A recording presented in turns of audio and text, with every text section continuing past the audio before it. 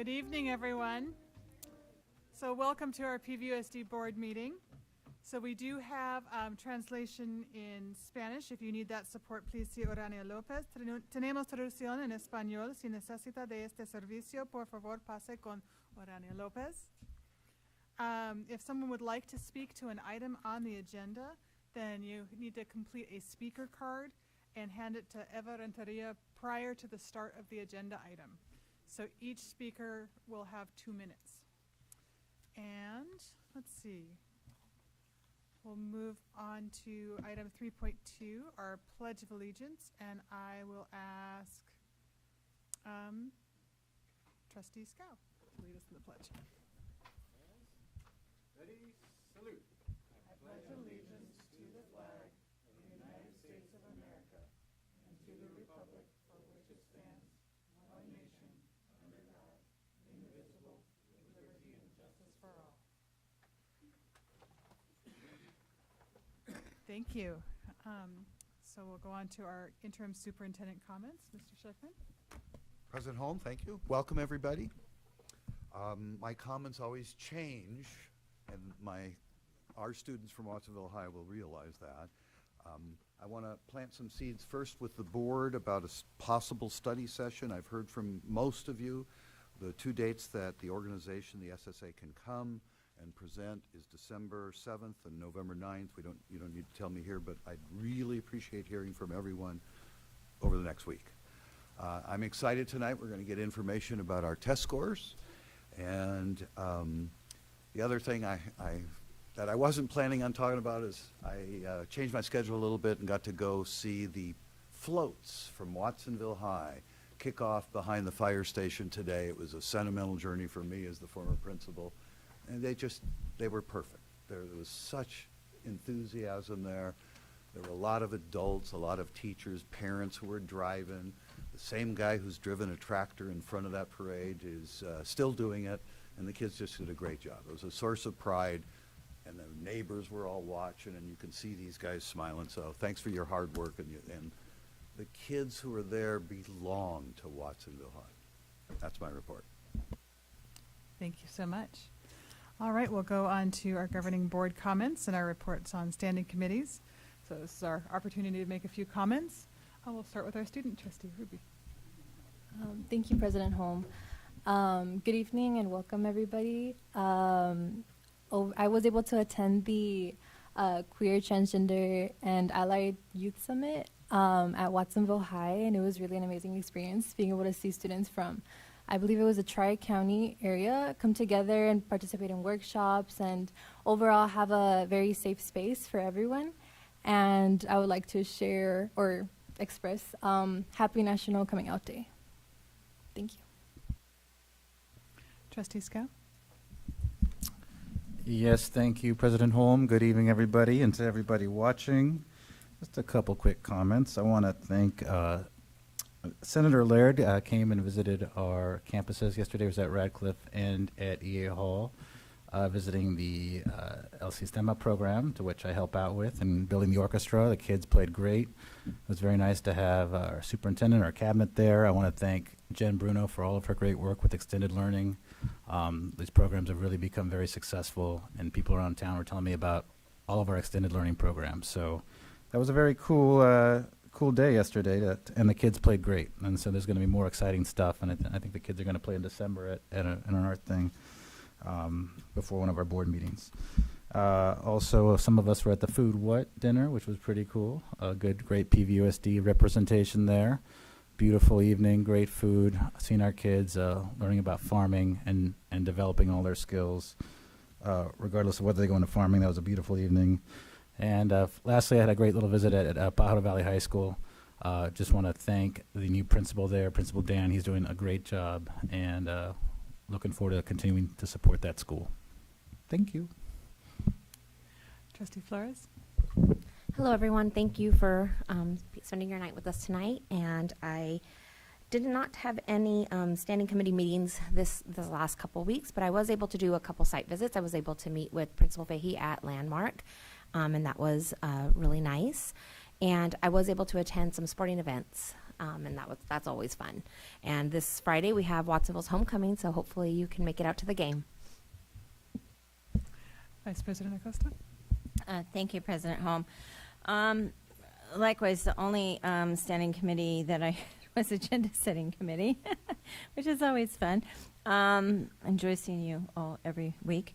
To that point,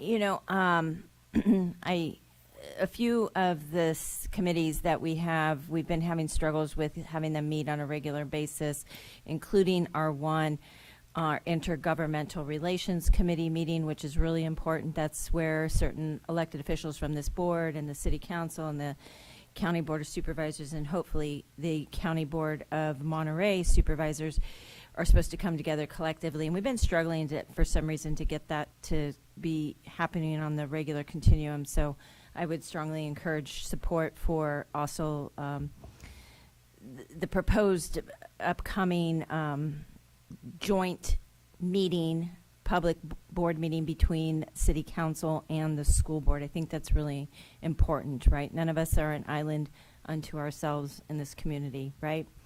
With that said, the only other thing that I did have the opportunity to attend was I wanted to give a special thanks to our councilwoman, Ari Parker, who happens to be one of our very own teachers, for her town hall that she held this past weekend at one of our own schools at Ansoldo for our community. It was a wonderful event, very well attended. It was great to be able to be out and hear concerns from local constituents, particularly around what inevitably is going to be a very unpredictable weather season, to say the least, and given what we've all been through in the past year and what really impacted particularly my trustee area as well as a few other trustees, as well as all of us in the community. So that was really a good event, appreciative of that, to Councilwoman Parker, to City of Watsonville staff. And I also want to give a special shout out thanks to our district for allowing that to be hosted at Ansoldo, and for Superintendent Scheckman, who took my call late on Friday night to assure that the AC would be on in the multipurpose room, since Saturday was about 90 degrees and it was very hot, and we had a lot of seniors in attendance, and I'll just say they were all appreciative the AC was on. So thank you, Superintendent Scheckman, and that's it. Thank you. So yeah, I attended the agenda setting meeting, of course, but I also attended. We had a Pajaro Valley Education Foundation meeting. We're working on a few fundraising events, scholarships, and planning for the future. It's good to see that organization coming together with Trustee Scow and Interim Superintendent Scheckman. I also attended the Food What event, and it's just a great connection to one of our community partners, and seeing the support that they can offer for our students and our community. And it was just inspiring to hear the student stories. So, yay. And that's it for me. Yes. President Holm, I have a point of order I need to call to your attention. We do have a public speaker card for item 3.4. We do not normally take public speaker cards to these items. They're usually held for public comment. So this is a bit of a peculiar land that we're in. It's a public comment on to our comments. And this has been an issue because in past we didn't, and under items 7.1, 7.2, 7.3, 7.4, we sort of had a standing precedence. We didn't allow public comment because those are our employee organizations' times to speak. But some leeway had started to happen in the past years where that was allowed.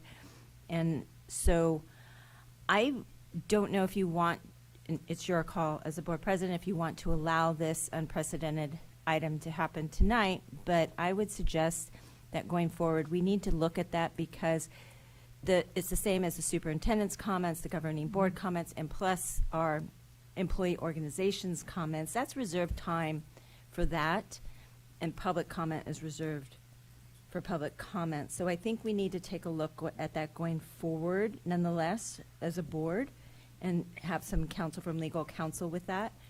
But it's your call on what we're doing with this. I think because we have precedence with other things, I think we'll allow it tonight, but I support.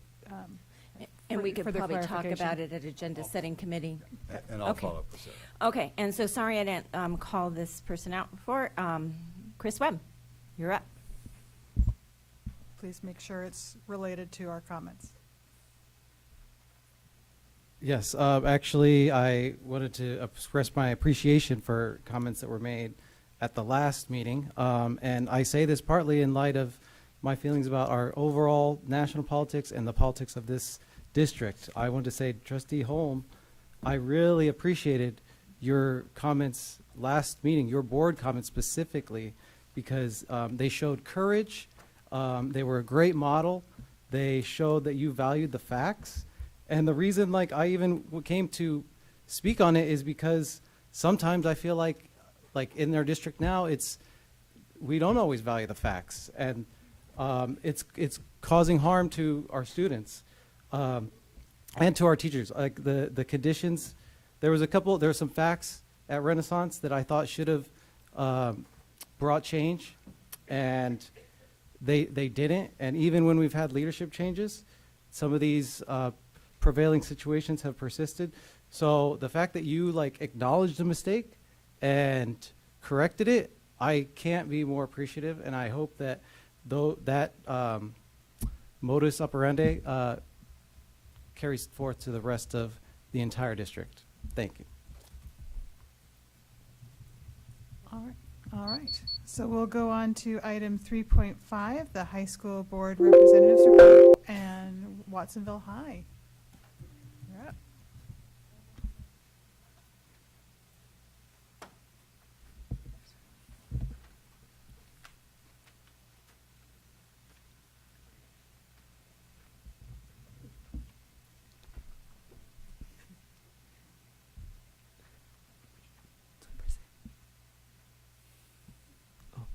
Hello everyone, good evening. My name is Eli Romero, and today I'm going to be presenting with Bella Omeki Martinez and Alexa Rodriguez for Watsonville High School. And before we start, we don't have a slide prepared for this, but at the beginning of this month, we had the Santa Cruz County Fair, and we had a very successful time. A lot of students made money participating in FFA, and there was a lot of, the agriculture classes and the floral classes put in a lot of work at the fair, and we had a really successful time as a high school, as a collective. Yeah.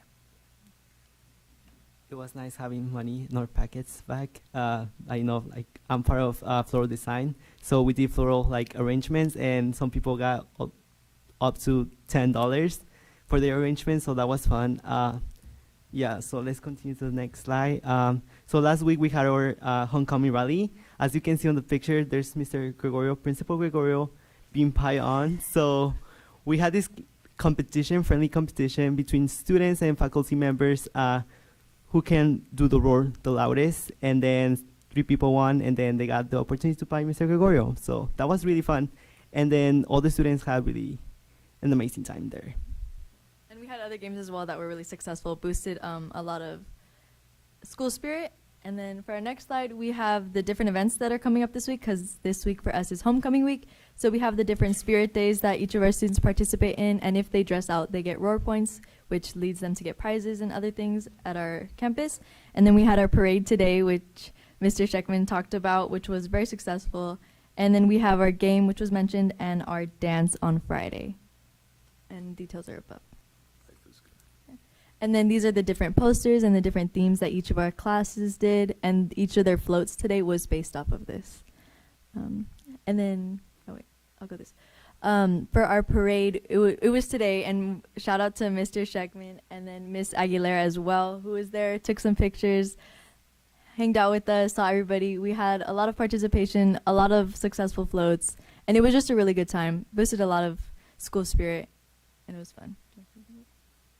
So we had different clubs, as you can see on the screen. We had Dream Club, we have our academies too, the Health Academy, the Bata Academy was there, and our classes.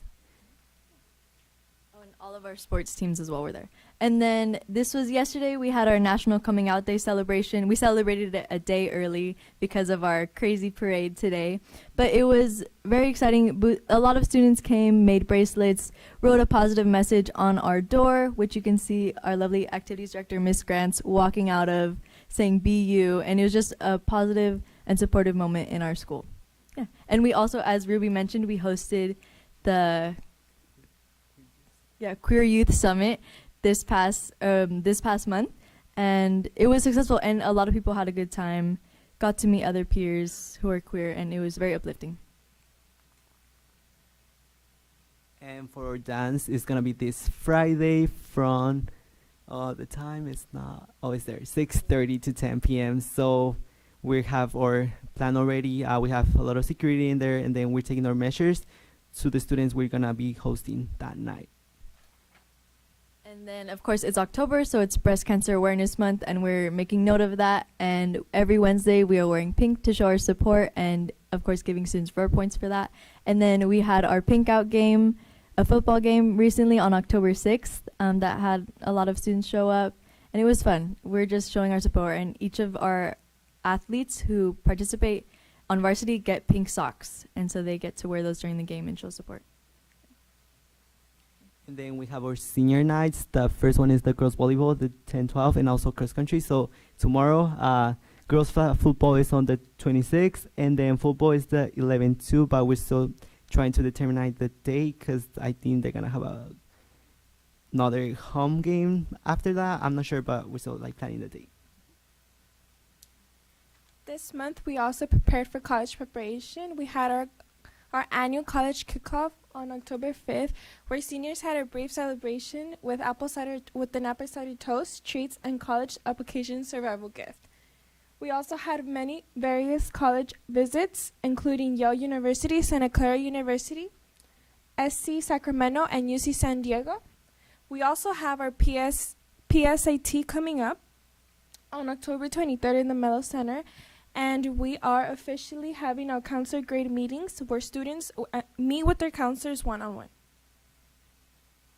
And then Watsonville High School is working on the instruction goal right now. So for every class, they want to apply this skill for students to analyze and read and analyze the text by the end of their freshman year or their senior year, depending on what class they are right now. So this will help them in the future for career readiness and also just the outside world. And this is already applied in some classes, but we want to make it for the whole school so it's easier for teachers to teach, and it facilitates readiness for different paths. This month, we are also hosting our first recycling program at Watsonville High School. This October operation will be our first step towards making Watsonville High a green certified school. Our first sustainable initiative will partake by adopting a green razor movement for schools, a clothing recycling program offered by a textile company, US Again. We will be placing our drop-off box at Watsonville High School, which allows students, staff, and community to dispose of their unwanted clothes and accessories in an eco-friendly manner. This initiative will raise money for our environmental initiatives at Watsonville High, contribute and educate students about a humanity and environmental movement, and not only that, but promote sustainability for students. And last but not least, take us a step further towards becoming a green certified school and implementing a secure system for the SB 1383 state mandate, which will be reinforced by January 2024. It would be a pleasure to have the school board's support and opinions towards this goal and plan of ours. Thank you. And thank you. That's all we have.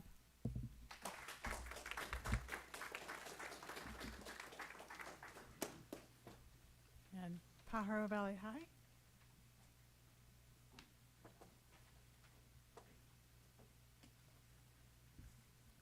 Good evening, President Holmes, Mr. Schuckman, and board members. Hello, my name is Sin Chavez, and I'm the current ASB president of Pajaro Valley High School, and I'm so excited to be here tonight.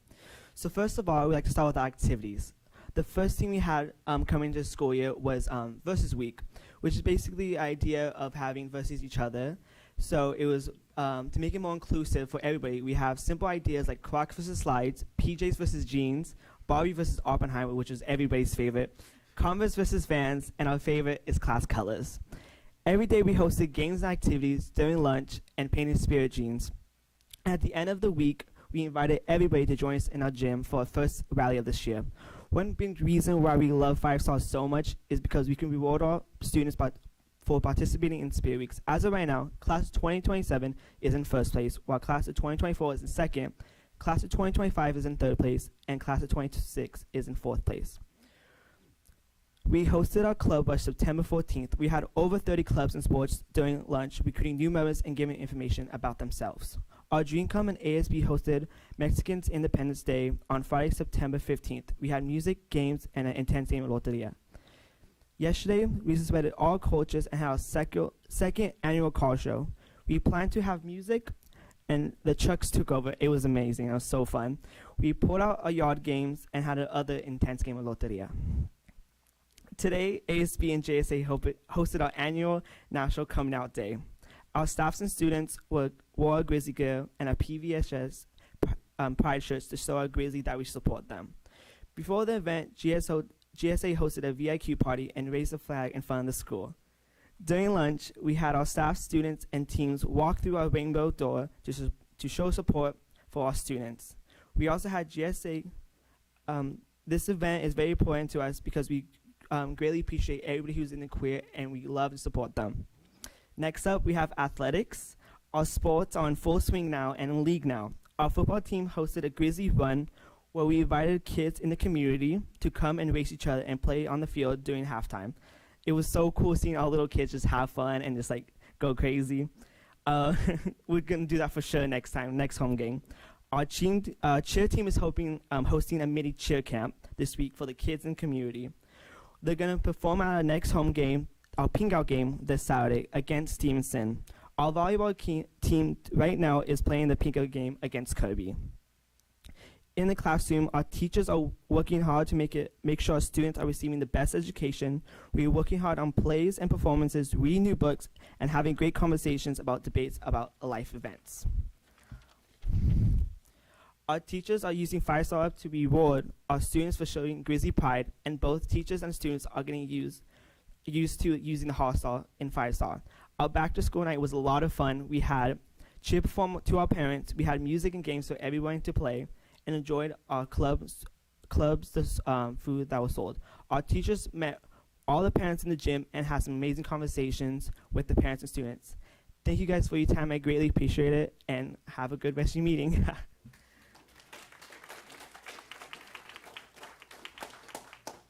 All right, moving on to item 4.1, approval of the agenda. I did have a request from a community member to move item 9.6 earlier, if someone would like to include that in their motion. Making a motion to approve the agenda with moving 9.6 up in the agenda? Before 9.1? Okay. I'll second. All those in favor? Aye. Any opposed? Motion carries 403 with moving 9.6 to the top of the action items. All right, moving on to item 5.1, approval of the September 27th, 2023 board meeting minutes. Can I have a motion? Can I have a second? Second. All those in favor? Aye. Any opposed? Motion carries 403. All right, so moving on to item 6.1, our public comments. So this is our opportunity for members of the public to comment on items that are not on our agenda for the evening. Do we have any public comments? Yes, we do, President Holm. We have 8. I'll call you up by threes, and if I mispronounce your name, please do correct me. Kahi Perez, Samantha Jasso, and Brittany Florishiner. If you three could come up in that order. Thank you.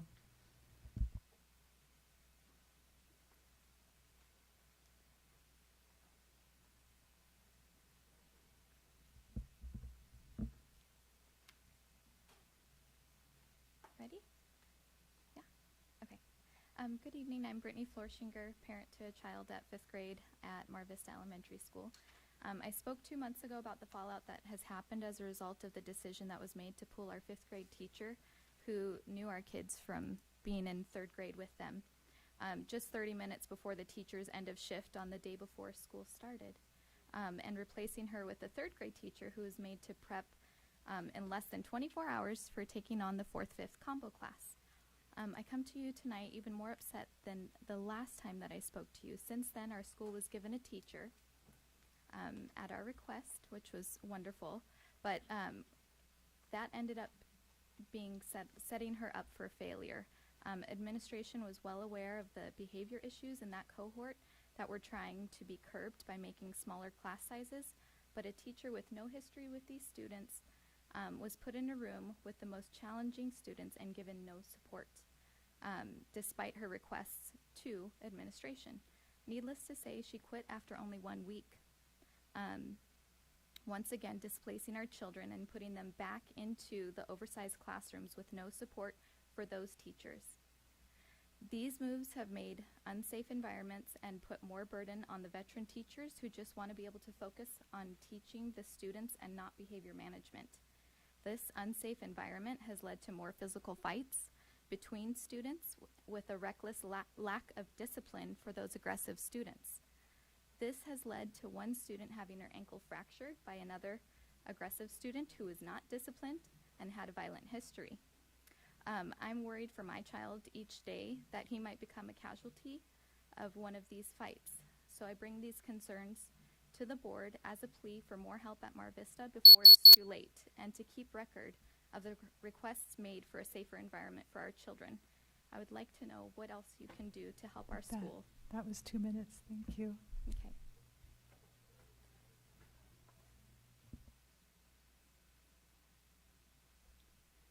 Hi, my name is Sam. I'm a PVSD alumni and I have 3 kids in the district. My daughter is in the same class as Brittany's son, and I want to share what our school experience has been so far this year. All 3 of my kids go to Mar Vista, and for the last 7 years at the school, things have been great. Even with the many changes in principals, the 3 that came before the current one were great and compassionate leaders. Unfortunately, our current principal, Mr. Platt, in my opinion, doesn't share those qualities, and my opinion is based on experience with him over the last 8 weeks of school. The combo class that currently has 4 4th graders and 22 5th graders. The class that lost a teacher at the decision made by the district to send her to another school and give her notice less than 24 hours before the first day of school, then gained a teacher just to have her quit after 1 week, as Brittany mentioned. I want to bring to your attention that at the start of school, this class had 3 more students, 2 4th graders who have moved out of district because of the behavioral issues in this class and the imbalance of 4th to 5th graders, and lost a 5th grader because of the physical altercations in this class. This class is currently being supervised by parents because no one from admin has stepped up and shown leadership and authority with these kids. Us parents received a cry for help from the teacher for support in her classroom. Between my husband and I, we've spent almost every day in the classroom and over the last several weeks, and not one time has Principal Platt spent more than 60 seconds in the class to observe these students and their behavior and to make sure they're being respectful to each other and to their teacher. My daughter Hazel, being now the only 4th grade girl in her class, has had a negative and traumatic effect on her. She misses being with her friends. Her outlook on school is not the same. She isn't taking her schoolwork seriously. That was 2 minutes. Thank you. Next speaker, please. Hi, my name is Katie, and my son is in the same class, the 4-5 combo at Mar Vista. And I just wanted to make a comment that my son was hurt the other day, and the principal failed to contact me. And I am afraid moving forward that if something worse was to happen, I wouldn't be made aware of. So things have got to change at the school. He is a 4th grader, one of the 4 out of the versus the 22 5th graders, and the ratio is just not good. I don't know why we can't just have these fourth graders with their class. Why there's new students to the school who got to be in the all fourth grade class, and my son was segregated from the students he's been with since TK. We really like the school and we don't want to move, but we are thinking about it. And I hope there are changes to help this teacher, this class, the violence, the physical, everything. Thank you. Our next three speakers are Bobby Pels, Christine Hong, and Chris Webb.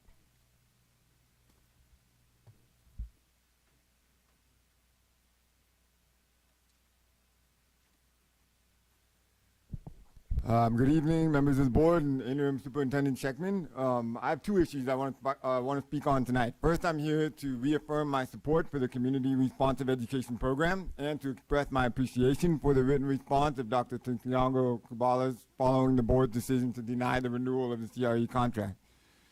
Dr. Santiago Cabales' letter is well written. It meticulously outlines important critical details that were sorely needed several weeks ago. It contains extensive explanations of why actions were taken and their intent. And it contains plenty of reference and linked evidence that were egregiously missing when the board first considered the CRE contract. I strongly urge the board to carefully review the content of this letter and thoughtfully reconsider its stance on the CRE contract.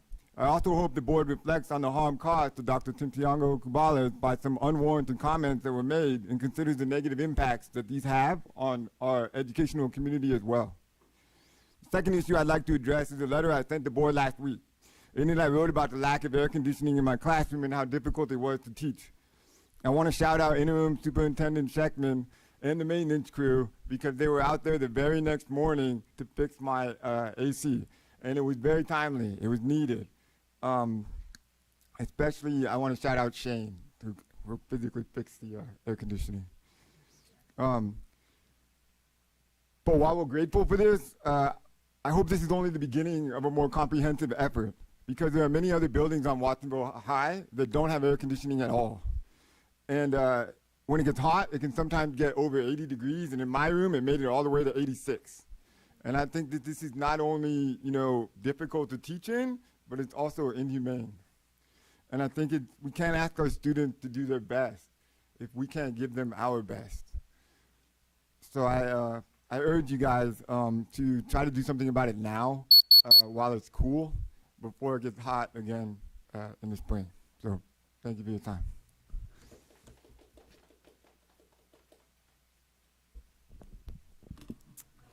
Hi, my name is Christine Hong. I'm an ethnic studies educator. I have extensive program building experience. I was the inaugural chair of the Department of Critical Race and Ethnic Studies at UC Santa Cruz, which was one of the last long-standing UC campuses to develop an ethnic studies program. And I can speak firsthand from experience about how hard it is to develop a meaningful and a thoughtful curriculum in a site that is hostile to ethnic studies. I also want to say that right now at UC Santa Cruz, Cruz, our department, is the fastest growing major in the humanities. It has 150 majors and counting and almost 50 graduate student designated emphases. And this is what I want to say too, it's transformative. Not only has it led to higher retention rates for students, it also has done the same for faculty of color, including in STEM fields. And I want to speak to the same thing that Bobby was speaking about. I have yet to meet Dr. Alison Tintiango Cubales, but I want to say that I looked at her curriculum. And I'm speaking as someone who's local and has expertise in this area. There is no conspiracy when I look at her curriculum. When I look at fields, I see something that a dedicated ethnic studies educator co-created with teachers who are responsive to the local area. Fields, thinking about the historic nature of farm working in this area and trying to create a kind of curriculum that is responsive to the community. I want to remind you that ethnic studies content has to be determined by ethnic studies experts. AB 101 specifies that courses that do not have ethnic studies content as the primary content do not qualify. They are not responsive to the law. And the charges that were leveled against Dr. Tintiango Kubales, I just want to say this, Thank you. have That to was be 2 backed minutes. by evidence. You Thank are you. leading the That way, was 2 minutes. and now you're bringing up the Thank rear. you.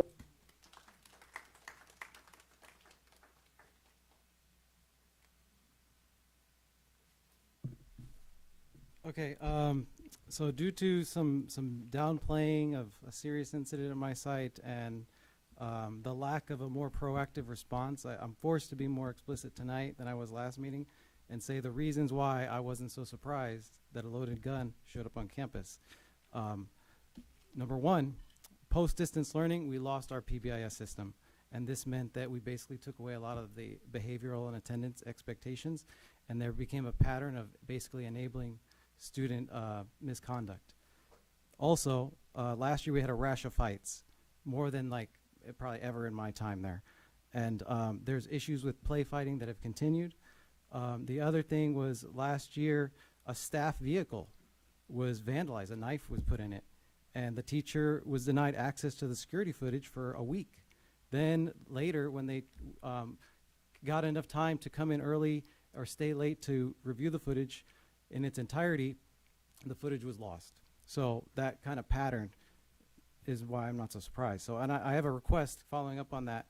Is it true that last year Dr. Rodriguez had her car hit in this parking lot and that it was fixed within a week? That's a follow-up thing I would like to hear from the administration on. Also, shifting gears a little bit, I want to say that last year I didn't participate in ethnic studies, but the year before I did. And that wasn't really due to any problem I had with the program. It was just there was a lot of attacks on our site. So that was an opportunity cost.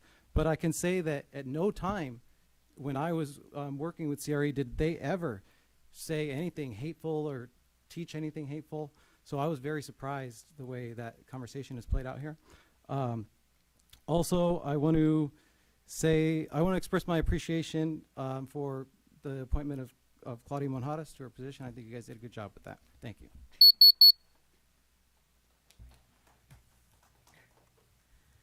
Our last two, Monica Nolan and Marilyn Garrett.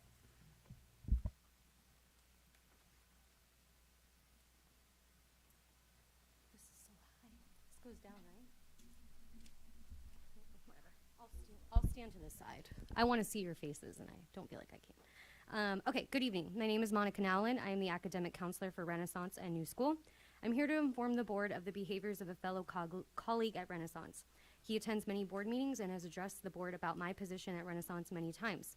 This person has been harassing and bullying me since the day I started at Renaissance. I don't know the rules, what they are about coming here with this type of thing, so I'm sorry in advance if it's inappropriate. I don't know what to do. I debated coming here tonight because I'm embarrassed and humiliated. Coming here tonight exposes me, exposes him, and the private situation that I have been dealing with. I have tried handling this for 2 years, working with HR, site administrators, and PVFT. Last year, I did mediation with this person that the district paid for. I was very pregnant at the time, and it caused me so much stress I had to go on maternity leave. I spoke directly to Dr. Rodriguez about this issue, and she assured me that if I did mediation, that this would help the situation. However, it did not help the situation, and he continued his behavior even while I was on maternity leave. Once I returned from maternity leave, I really thought things were better. However, recently this person has continued the behavior we agreed to discontinue during mediation. I've asked him to please stop. I have tried to resolve this without going to HR, coming here tonight, and embarrassing myself. I feel stressed, uncomfortable, and worried that I'm going to do something wrong almost every day at work. I have a daughter now, and if she were being treated this way, I would want her to stand up for herself. So I'm here tonight not to shame anyone or blame anyone or make anybody feel bad. And I'm so mad that I'm crying. Okay. And I'm here to bring awareness of this situation because I really need it to stop. I'm trying to do my job, a job that I really love. I love it. And I want to serve students and their families, and I can't. And this person is accountable for their actions, and it needs to be taken seriously. Thank you.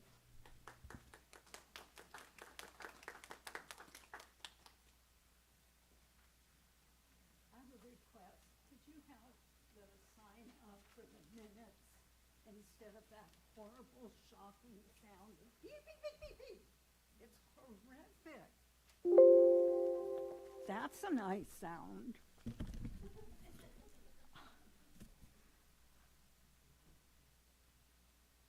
I applaud the parents and the students who are here, and I am filled with sadness that the conditions here are so unsafe, and there are so many problems, and part of it is the Wi-Fi, the wireless technology.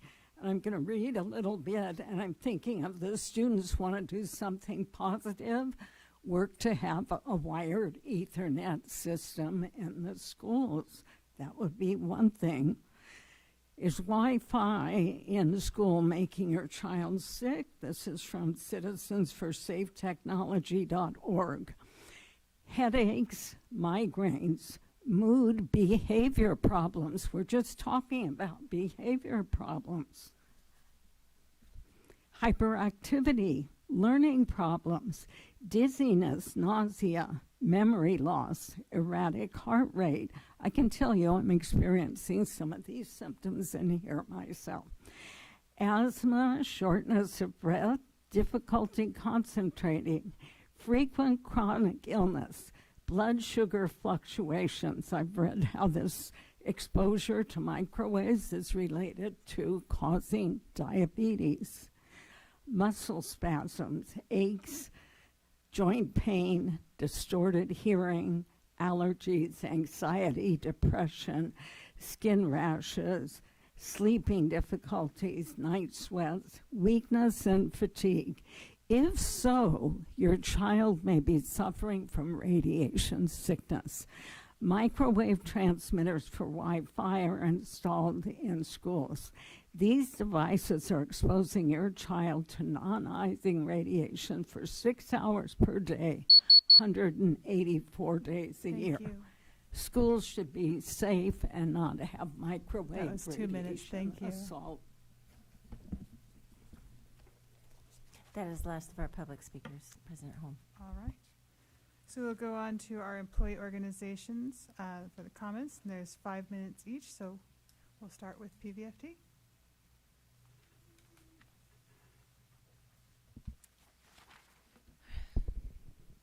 Good evening, board, trustees, President Holm, and Mr. Scheckman, Superintendent Scheckman.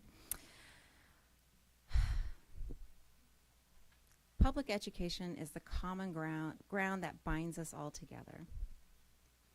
As PVSD educators, we dedicate our chosen profession to uplift the community of scholars that we serve.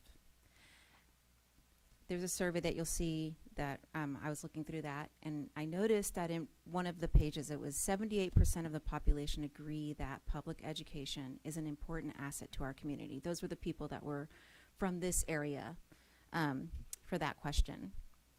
We know that businesses thrive when communities have positive, successful school districts, and we also know that our property values increase. So the entire community benefits when our school district is functioning. And I agree with, I'm sorry, I forgot your name. The things are kind of messy right now. It is kind of a mess. So we, as the union that represents the educators in our district, many times you just hear about us asking for a salary increase. Well, we are living in a very, very expensive area, and we want our people to stay. But we also bargain over other important language. We have a contract, and that is that goes to help ensure that we are establishing a workload that is sustainable, have safe working conditions. Those working conditions benefit our students' learning conditions, because that our working conditions are our students' learning conditions. So creating those safe, sustainable learning spaces for our students is where we start. And this year, while our salary increase has helped bring people in. I've already shared this. It's also, you've heard that people who have come here have already started quitting. Why? I would love to speak to you and tell you why. I'm not gonna, I only have 5 minutes, but I invite you to set up some time to speak with me. I do not exaggerate. I don't care to create stories.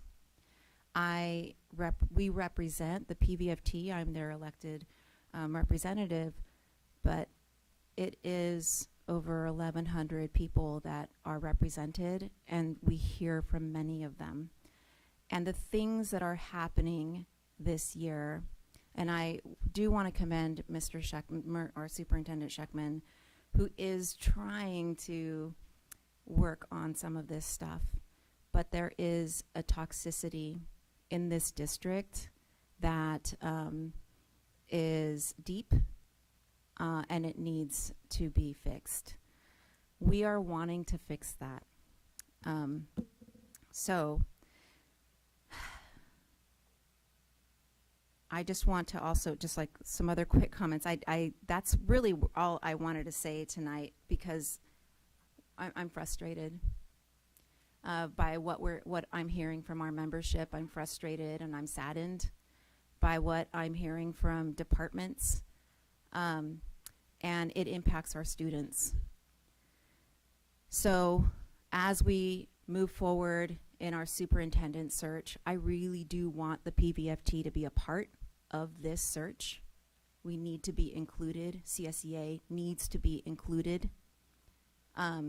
We need to be heard, but not just I'm listening and I'm just, giving you a nod, but actually listened to, so that we can sit down and start planning on how are we going to break some of these toxic practices that are oppressive for the employees and the people that are at school sites. That's our support staff and our educators. There was a time when public comments used to be 3 minutes. And so I'm curious as to, what would need to happen in order for that to go back to what it used to. For many years, it was 3 minutes. There was also a time when we had our school board meetings translated in Spanish. So there was always a Spanish version of whatever was said tonight at the board meeting. Thank you.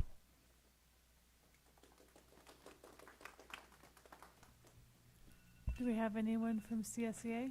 I'm sorry. Oh. We have one public speaker, Chris Webb.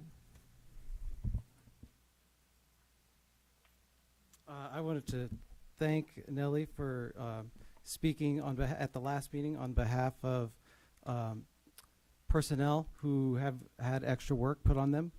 A lot of this is coming from top-down decisions, and it's not. These decisions aren't always done in the most collaborative way. I feel like if we did get more serious on the collaboration, we could probably mitigate some conflict.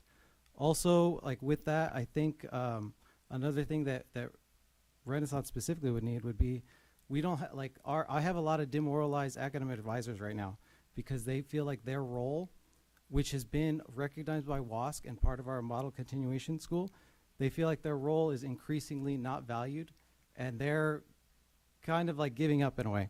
So I feel like we could use their position to be enshrined in the contract, or at least in some kind of MOU.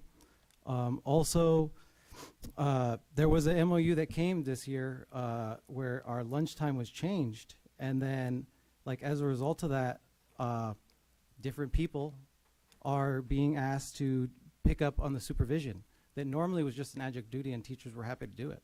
But now you have other personnel, registrars, office managers, counselors being asked to do this, and that takes away from their regular duties.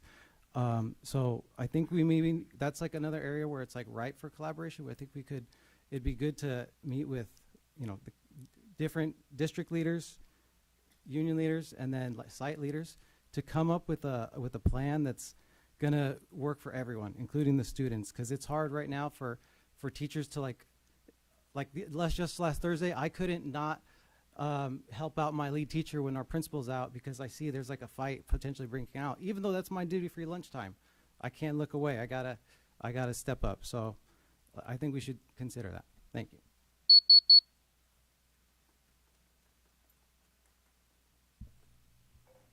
Anyone? So we'll move on to item 7.2 CSEA. Do we have anyone from CSEA?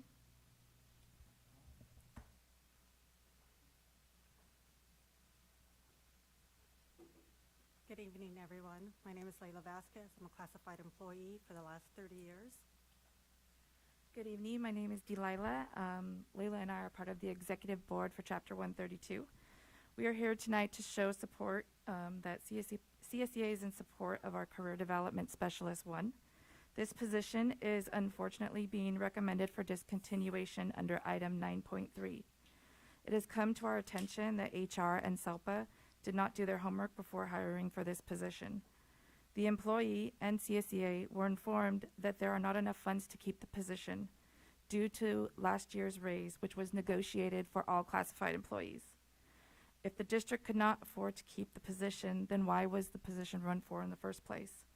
In addition, the employee was not informed that this position is grant funded. HR continues to make mistakes and classified employees suffer as a result. In this case, it is not only classified employees who are suffering, but also students from our most vulnerable population. We hope that the board continues to support classified employees. We would also like to thank all classified employees for showing up daily and for continuing to show up and be there and supporting teachers from transportation, maintenance and operations, grounds, food services, technology, business services, instructional support, and clerical support. And also, we agree with Nellie that CSEA and PVFT should be a part of the superintendent search. Thank you.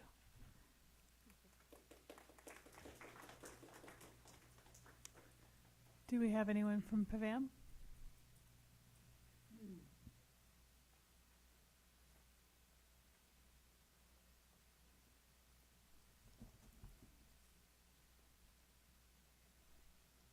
Good evening, President Holm, Board of Trustees, Superintendent Checkman. My name is Angelica Renteria, Director of Migrant Season Head Start. Happy to be here tonight representing PAVAM with an update on the annual monitoring review results for Migrant Season Head Start. Head Start requires agencies to conduct monitoring reviews on their sub-recipients to measure quality and ensure compliance with regulations. In this case, Stanislaus County Office of Education has to review Pajaro Valley Unified School District. The monitoring review is only one aspect of the self-assessment that programs have to conduct on themselves, on their own services. The outcomes are integrated in the self-assessment and utilized for program planning and ongoing quality improvement. At the end of the monitoring review, we receive a report in 5 different categories. One of them being the strengths. The agency, when the agency goes above and beyond regulations. Highlights, when the agency is implementing best practices. Areas of concern, when the agency is meeting the regulation but needs to improve systems. Level 2 findings, when the agency is out of compliance with a federal or a state regulation. And a level 1 finding when there's an agency-wide issue. And in other words, a deficiency. So this year, Pajaro Valley Unified School District Migrant Head Start has gone through 4 different reviews. The first one for health and safety, May 22 to 26, for ERSIC, which is eligibility. July 18 to the 20th, created curriculum to fidelity, August 22nd, 25th. And then the comprehensive review for the rest of the components, September 18, 20. And they reviewed health and nutrition, family and community partnerships, education, disabilities, mental health, program design and management, and fiscal services. Under health and nutrition services, they reviewed 117 files, and they found 2 strengths and 2 highlights. Under family and community partnerships, they reviewed family files, case conferencing binders, case notes, family assessments, referrals, and goals. They found 6 strengths and 4 highlights. Under eligibility, recruitment, selection, enrollment, and attendance, they reviewed 150 eligibility files, which is 20% of funded enrollment, and they found 3 highlights, or identified 3 highlights. Under program governance, they reviewed the policy committee meeting documentation, the parent handbook, and reports to the board. They identified 1 strength and 1 highlight.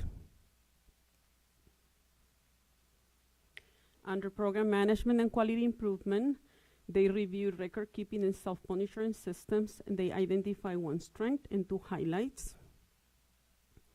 Under human resources and training, they reviewed 20% of personal files and 20% of family childcare home providers files. Training documentation was also verified. They identified 1 strength and 1 highlight. Under fiscal, they reviewed 20 fiscal transactions, the district systems, they verified purchasing, accounting, and payroll processes, and they identified 3 highlights.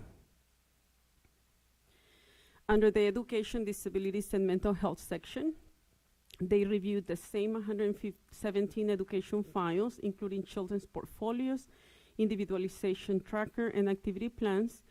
They identified 8 strengths, 3 highlights, and 2 areas of concern. We're currently working on the corrective plan of action for the 2 areas of concern.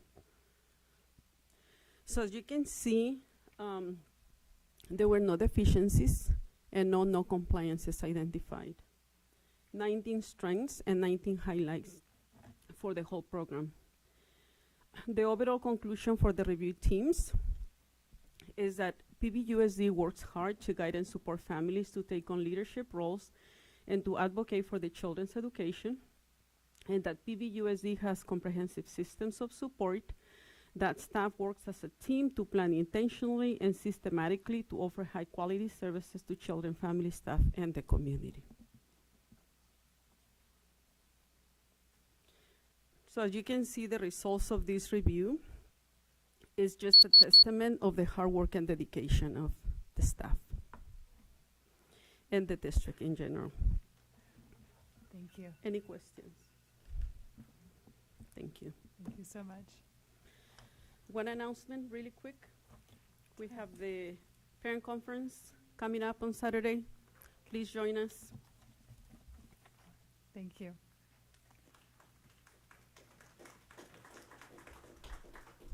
We'll move on to item 8.1, the 7.4, right, sorry. CWA. Was last week a one-off? All right. Last time. Anyway, so now we're going on to item 8.1, our bond survey results and refunding options. Our report will be presented by Clint. Yes, and Mr. Scott. Thank you, President Holm, Board of Trustees, and Superintendent Scheckman. So you may remember on May 10th of this year, we actually brought to the board this contract we have with Dale Scott and Dale Scott Financial Services. They actually provide a variety of services for us, one of which the board approved was to do a straw poll for our potential interest in doing a bond for 2024. So Dale's here to present that for you, and then also potentially some refunding opportunities again as we continue to look at Measure L, and if ever possible, save taxpayers as much as possible by doing refunding when it's actually benefits our taxpayers. So I'm going to hand it over to Dale and let him try and get through his presentation. Good evening. We'll see if we have time for the refunding, as I've been on a strict guideline of 10 minutes. So, on now? Okay, so I'm going to try to keep it in 10 minutes. We may or may not have time for the refinancing, but we'll look at that later. First of all, and I'm going to skip through a couple of these slides, we did surveys of over 400. These are all voters, high propensity voters, not just parents in the district, but high propensity voters. And one thing I do want to point out, the survey was done in both Spanish and English throughout the district. Was anybody called? Good, because we took your names off. That's good. I always like to check. Let me tell you how these surveys work. What happens is once you get the person on the phone or once they start working through it as a text, there are a couple warm-up questions that are asked to let them know that you're not trying to get their ATM card number. And then without any information, we read them the language that we think. It's a good representation of what that language is going to look like it would be on the ballot. So they don't, it's just sort of like they're walking in and reading it cold. Then we begin to give them information about what the projects are, what the cost is, et cetera, et cetera. Then we come back and we ask them the question again. Now that you've heard some more information, do you want to change your vote? In other words. There's also some demographic information that we ask them too, and there's one I think that is especially interesting, and I wanted to point it out for you as a board member. We asked them, do you now have or have you ever had any children or grandchildren who attended or are now attending a school in the Pajaro Valley Unified School District? Look at that. 54% no. 54% no. That's not actually that high for many districts in the state of California. But the point is that many of the people that we are talking to do not have, nor have they ever had any communication with the district or any interface with the district. No grandchildren, no children, etc. These are people that they really don't know what you do. So when we ask them a question and they say, I don't know, they're telling us the truth. They don't know. And so that's one thing we want to look for. When we then get through at the beginning of the question, we also ask a question, do you agree or disagree? Oh, so let me go back to this one. Do you agree or disagree? Pajaro Valley schools, public schools, are our community's most important resource and should be our #1 priority. And it's not a lot of woolly-whack in there. It's pretty straightforward. 79%, 78%. It's hard to imagine anything in this community that 78% of the people agree on. But they agree that this should be the #1 priority. We also asked them the question about housing. Do you agree or disagree that there's a significant shortage of the amount of affordable housing? That's kind of an easy one. 80% of the voters agree with that. Okay, now the first time we asked them the question, I'm not going to read this entire ballot language. The ballot language is, for those of you that have done this before, know it's 75 words or less. It has to be a question, and there's a lot of legal gobbledygook in it, but it gives the people a general sense of what that bond will be used for. And in this case, we asked them, in order to build this, repair that, et cetera, $315 million with a tax rate of 6 cents per $100. How do you feel about that? And if we add together the yes and the lean yes, it's a 66% yes. The threshold for success is 55%. So you are strong in the strong area of success without doing anything and providing any information. So it's very good news on that first question. We then, as I mentioned, we gave them a number of different projects and uses of the funds.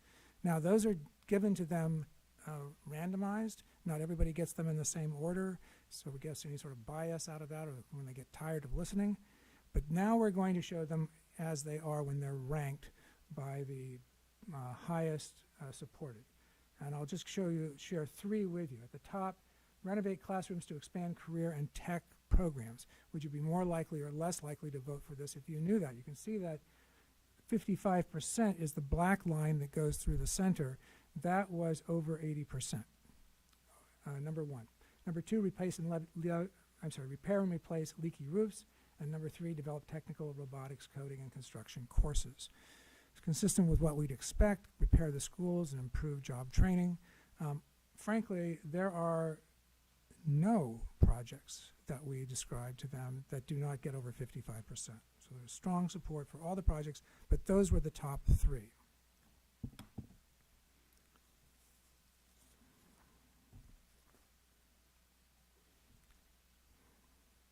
We also asked about workforce housing.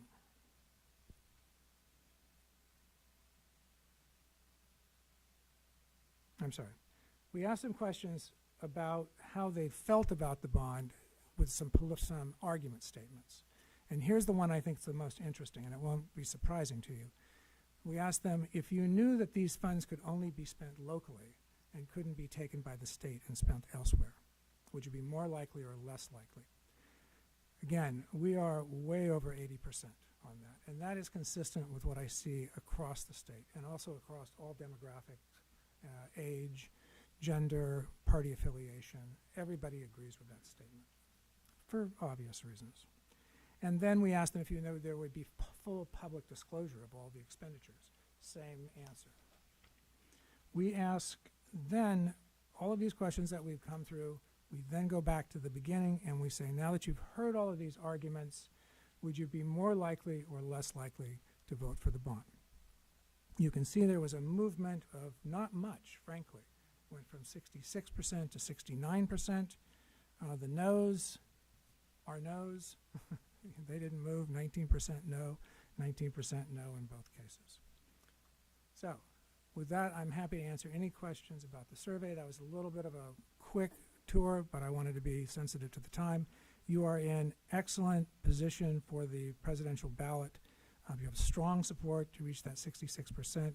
People seem to know how they feel about the district and the potential for a bond going in. We didn't see much movement one way or the other. The projects that they support are consistent with what I expected, and frankly, they support almost all of the projects, some more than others. So any questions I can answer? Do we have any public comment to this item? We do not. Any comments from the board?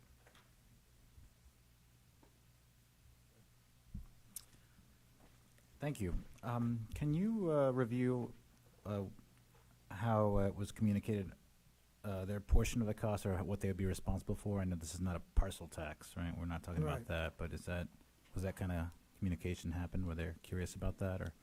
Yes. Let me get to that slide here.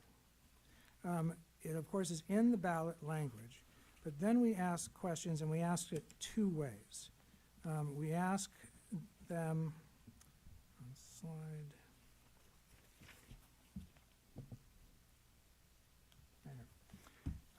So half the people are asked the question as a cents per $100 of assessed valuation, and half the people are asked the question on a dollars per $100,000 of assessed valuation. It's the same number, by the way, using new math. It's the same number. But sometimes we find people like to hear it as cents. Sometimes people like to hear it as dollars per $100,000. So we ask it two ways. One is, you can see which ones do best. The best is 4 cents per $100 of assessed valuation, or $40 per $100,000. The other is less than $39 or less than $59. What you see on that slide is interesting, though. There is not much difference. There is not much difference, which surprised me. The 4 cents per 100 works a little bit better. The $39, almost exactly the same as the 4 cents. So really, like I said at the beginning, these are people that sort of already made up their mind.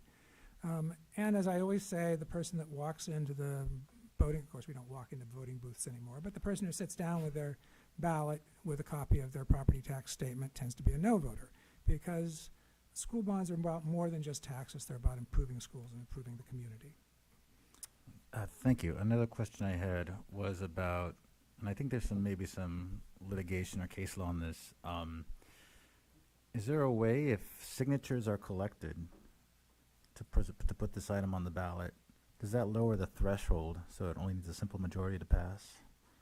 Are you familiar with that? Yeah, no, I am familiar with that, and that is for a parcel tax. Just parcel tax. Yeah. And why not consider a parcel tax for this? Well, a parcel tax is for completely different uses. Okay. That's for operational uses, not for facility improvements. By law. By law.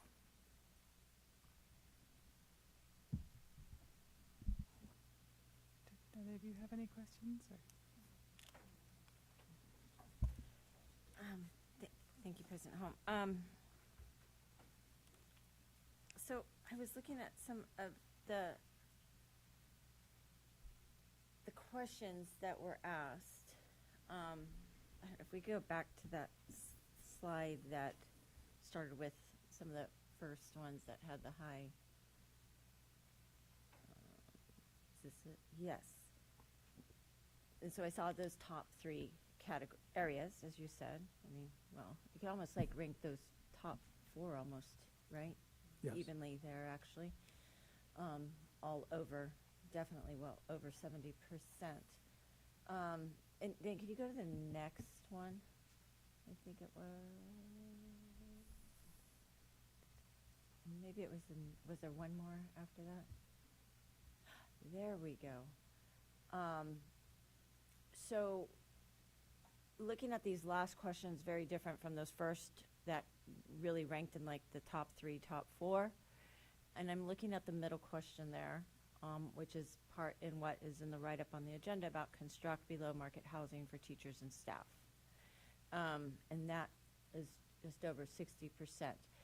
No, But- excuse me, it's actually over 70. It's at 70%. Oh, because you're counting the no difference as, Right. okay, That's I'm right. sorry. I was just looking at the dark blue. That's where I Yeah, honed in and on I'm for sorry I this. didn't explain that, but what happens when the person says, are you for it or against it? They say, yes, they're a yes, no, they're a no. The person that says, I don't know, they're asked again. Well, are you leaning yes or are you leaning no? Oh, okay, And that's why so- you said those first ones were Right. like over 80. Okay, Right. and I was reading them as over 70, but still, that's to your point, what you said it was like Mhm. 55%. is the threshold. And definitely when you're getting over 60, that's like what we kind of call in politics like landslide, right? So, but here's my question. So these are different questions that are being proposed and asked. But when you get into the language of how it's put on the bond, that pretty much is what solidifies it is to that. So if it was to, in the language on the bond was to maybe those first 3 questions, then it couldn't be used for this alternatively, correct?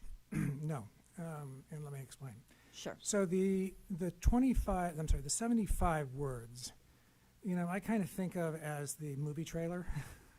It's sort of giving you it's giving the voter, a lot of it is what the state requires, that be in that language, but as far as the projects are concerned, it's giving them a sense of what those projects are. However, in the resolution that the board has to pass to place this on the ballot, there would also be in that resolution what is called a project list. And the project list, which will be printed in the sample ballot, is very extensive. It may be 2 or 3 pages long, and it goes on and on of all the various projects that you're considering. So what we're giving in this 75 words is a sense of what the projects are, but that does not limit you of what you can use those funds. It's the project list that's in the resolution itself. Okay. Thank you for that clarification. And could you also give us a sense of timeline? Sure. If we were looking to do this at the November 2024, you just had spoken to the resolution that would have to come before the board. What are the next steps through the process to this potentially being on the November 2024 ballot? Sure. There is one big step, and that is the passage of the resolution, and that would have to be done. It varies from county to county, and they're still sort of setting those dates, but it's generally in the June, July area. So you have of next year. So you have some time to put together that resolution to consider the projects. There's not a great rush, but it goes fast, I have to say. Those board meetings come and go very quickly. So that would be the number 1 item, which would be passing that resolution. I should note that it takes 2/3 of the board to pass that resolution, not just a simple majority. The next piece, which is not as important as that ballot language and the resolution, is the district argument. The district argument gets also published in the ballot, sample ballot. Besides that, the district is somewhat out of it at that time. You can put out information, and I suggest that you do, to voters, as long as it's not vote yes, as long as it's fair and balanced. Some districts go a little more than that. They or the community sets up a vote yes on Measure A committee. That's not required. With survey results such as this, it may not be needed, frankly. And it's very costly and very time consuming because you cannot use district funds. You have to raise funds from the community or from other parts of the community. You were going right to my next question as to the cost associated with this for the district. Could you elaborate on that for us? Sure. The cost of the district is fairly limited until you get to selling the securities themselves. So there are some... Once it's passed. once it's passed, right? So just to kind of take it step by step. There's a cost to the survey and a cost to the data collection, obviously. There is a certain amount of cost, and it's in the order of $10,000 to $20,000 of legal fees, preparation fees to get that resolution to you. But if you do not pass that resolution, or you decide not to pass that resolution, then there's no cost for those. The big cost that you can't avoid is the cost of the county, because they're going to charge you to put it on the ballot. But on a presidential ballot, that cost will go down quite a bit. All the other costs would then be incorporated, if it passes, all the other costs would have to do with the sale of the securities, and they would be paid out of the financing itself. So the cost to the district's general fund are really those first costs I discussed, and fees about getting it on the ballot, and the cost to the county. And so at the point that it would come to the board for a resolution, would the board have a clear, and the public, a clear understanding of what it's costing the district to get it on the ballot at that point? We should, because the big cost is the county, and we should have it by then, yes. Okay. Thank you, Mr. Scott, for being here this evening and answering the questions. And I just, although I've been on the board for 5 years, I've never been through this particular process before. So in terms of looking at the survey results, like on the tax rate sensitivity, slide 22, you know, when we're looking at how much of a bond to go for, is that kind of where we look? It's like, okay, where do we think? Well, I think you look at us? the entirety of the survey, and the entirety of the district's needs. Because under state law, you can't go above the $60 tax rate. Right. That's the beginning where you start. You look at how strong is this support, how much movement is there in those voter numbers based on the tax rate, and then discussions with staff, which is, well, what are our needs? How much do we actually need here?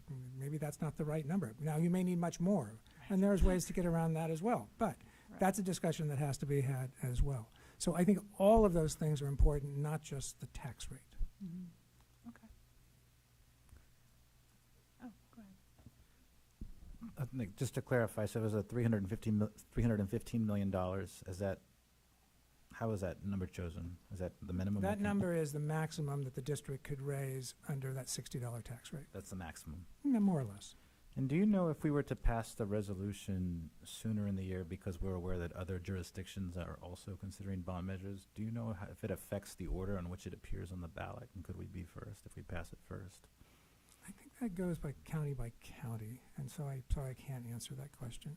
But remember that you are a unified district, so you don't. There may be districts around you, school districts around you, that are going to have items on the ballot, but they won't be on the same ballot. Now there may be cities, there may be colleges, et cetera, but in terms of other school districts, they won't appear on your ballot. Right. I think to clarify to that point, right, the only potential would be if, per se, let's say Cabrillo College, and there's overlap with Cabrillo College with our PVUSD. She works for Cabrillo.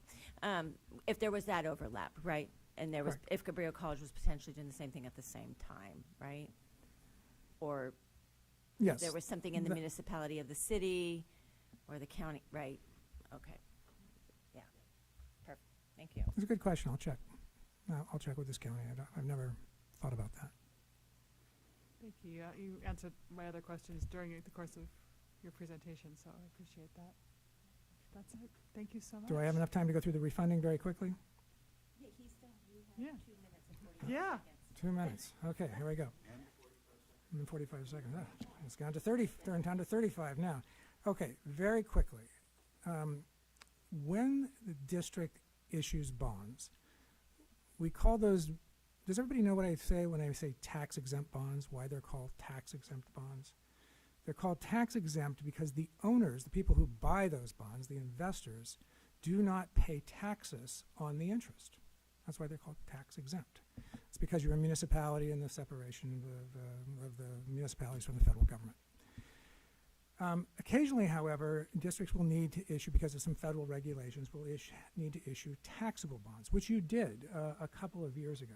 Now, this is going to get a little complicated, but I'll try to make it as simple as possible. So you issued those current outstanding bonds where it says taxable. That's the second column over. And you issued $48 million. This was to refinance some additional bonds, but they had to be done taxable. That was done a couple of years ago, 2020. What has happened between now and 2020?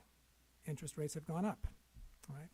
So what happens when interest rates go up is the value of a bond. Doesn't affect you at all. Doesn't affect you at all. But as interest rates go up, the person who owns that bond, the value of that bond goes down, okay? So the actual value of those bonds is in the next column. The current market value of those bonds is $34.5 million, down from $48 million. This was as of a couple weeks ago. Okay? So, it is possible. I'm not saying it's even probable, but it is possible that we can go to the owners of those bonds. You don't have any right to tell them what that they have to give them to you, but you can go to those owners of those bonds, if you can identify them, and say, would you like to sell those bonds back to us at the current market, plus a little bit of a profit, you know, like a very small bit. Now, if they do that, this assumes all of them, and all of them wouldn't do it. But if you do that, you can see what happens. You now refinance that into a tax-exempt bond, even though your interest is going to go higher. You can look at the pie charts. It goes from 20 million up to 22 million.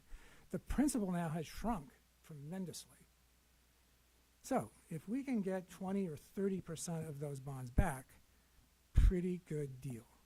Pretty good deal. So with the board's nod, I don't need any authority, just a nod, we will start looking at that. And then I would come back to you. There'd be some actions you'd have to take, but I would come back to you with either one of two statements. Either, that was a good idea, this worked out pretty well, and these are the savings, or I'm sorry to report to you this did not work. And if it does not work, then there's no cost to the district. So unless I hear and don't do this, we will take a look and come back to you and tell you whether this is actually feasible. The savings, by the way, when people say, well, where do the savings go? The savings go to taxpayers, not to the district, and they go in the form of reduced property tax levies going forward. I just wanted to note that the two self-identified nerds in the room were looking at each other and smiling and nodding during this because we knew where this was going. So just to let the rest of you who are not nerds or self-proclaimed nerds know, this is a good thing what he's talking about. All right, 2 minutes. Thank you very much. Thank you, Board. Thank you. All right. Moving on to item 8.2, the district office lobby and doors update. That will be presented by Richard Pajaro, our Director of Purchasing. All right. Good evening, President Holm, Superintendent Scheckman, Board of Trustees. Yeah, happy to present an update on our lobby and doors project. So I'll take you through a quick tour and a little bit of history on how the project kind of came together. PVUSD purchased the towers, building, and property back in 2018. In February 2020, ADIS Architects of San Jose was selected to design the lobby and door project. And then in September of 2022, C2 Construction and at a later board meeting, BEI Construction were the two contractors that were selected to create the actual lobby space and install the doors. The contracts for both ADIS Architects and those two contractors were paid for out of certificate of participation funds, which were made available via the purchase of the building, and those funds can only be used for building upgrades. And then August 7th of this year, our district office lobby opened.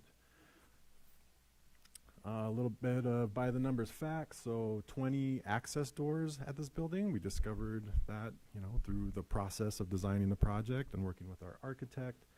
5 card readers have been installed in the building for district office staff access.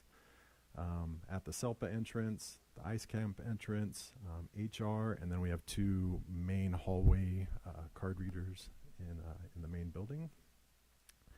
And then a total of 374 ID badges have been issued to date to district office staff.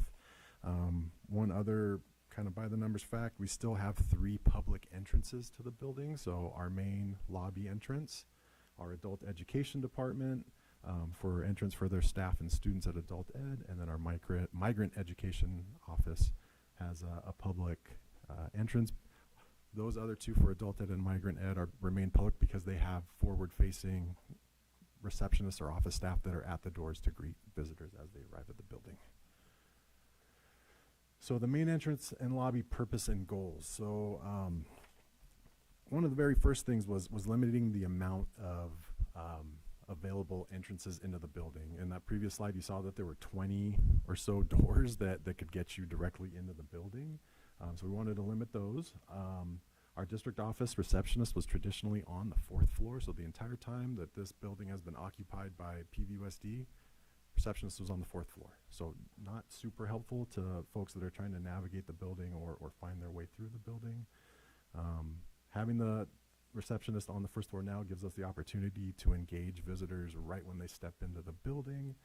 And we're working towards creating a more and more welcoming lobby for visitors to either spend a little bit of time waiting before they're able to go up to the department that they're visiting, or until the staff member they're visiting is ready to receive them. We wanted to reduce foot traffic through the building and kind of the lost people that could find their way in through one of those many entrances and not really know where they were supposed to be or which way to go. It's giving us the opportunity to provide customer service, again, right when folks step through the door, and to help them hopefully get answers right at that desk and not have to navigate the building and spend more time here than they need to. And then the main entrance is also for our Pacific Coast Charter School campus here for students, for families, for staff. It creates another layer of bringing students onto their campus safely. The doors, card readers, and ID badges. So badges have been issued to district office staff. Badges are programmed for access during working days and working hours.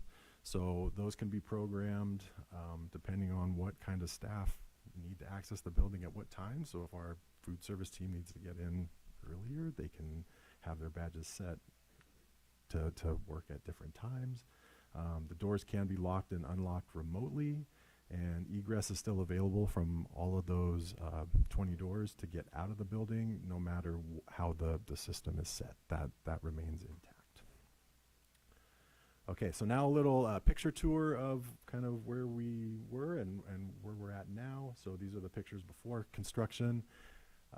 Having spent a lot of time in the lobby lately with the new setup, looking back at these, it really does look like a hospital, right? Like I've worked in this building for a long time, and it never really dawned on me until I could really see the difference of what it is now compared to what it used to be.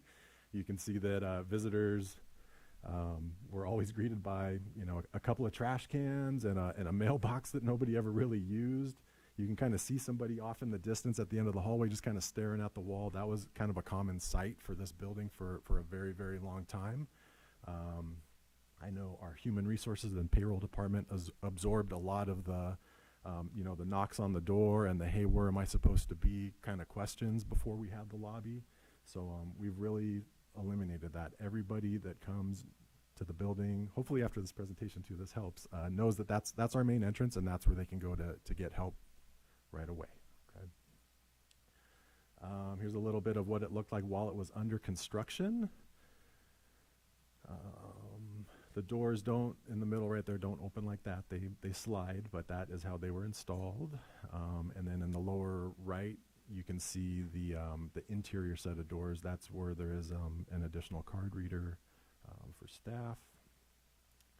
And then this is the completed lobby. Got our reception desk, our big logo right as you walk into the building, and then again the doors right in the front.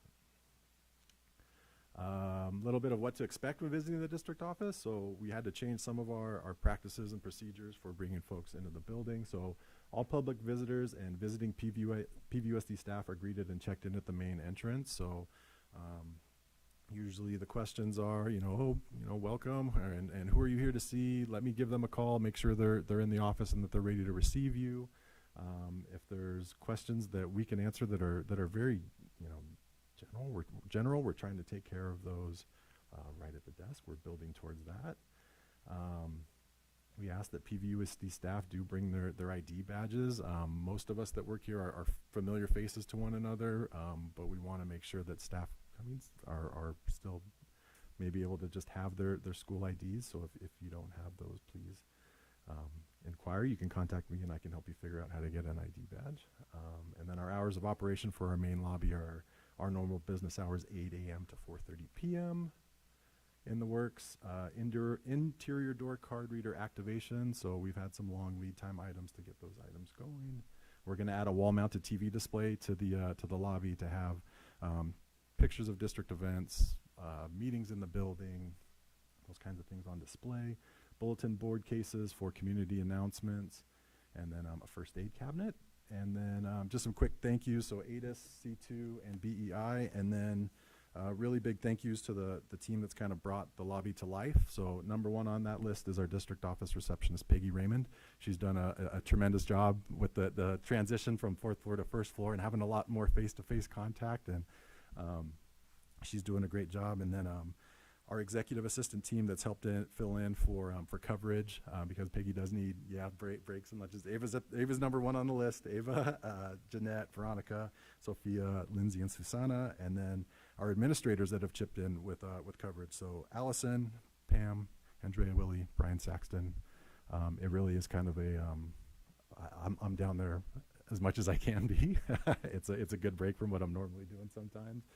But you never know who you're going to see there. Our goal is to always have it staffed, right? We don't want to go back to the old system of somebody walks in and they just look around and have to figure it out for themselves. We want to really get away from that. So that is my report. Happy to answer any questions. Thank you. Do we have any public comment to this item? We do not. Any discussion from the board? Quick question, sorry if I missed it. What was the total cost of the project? Yeah, I have that. You want it from top to bottom? I could go all the way back to what the building cost, if you really want to know. Just the project. The construction of the lobby was $240,000, and then our door project was $55,000. And again, funding that was only available for use for this building. Vice President Acosta?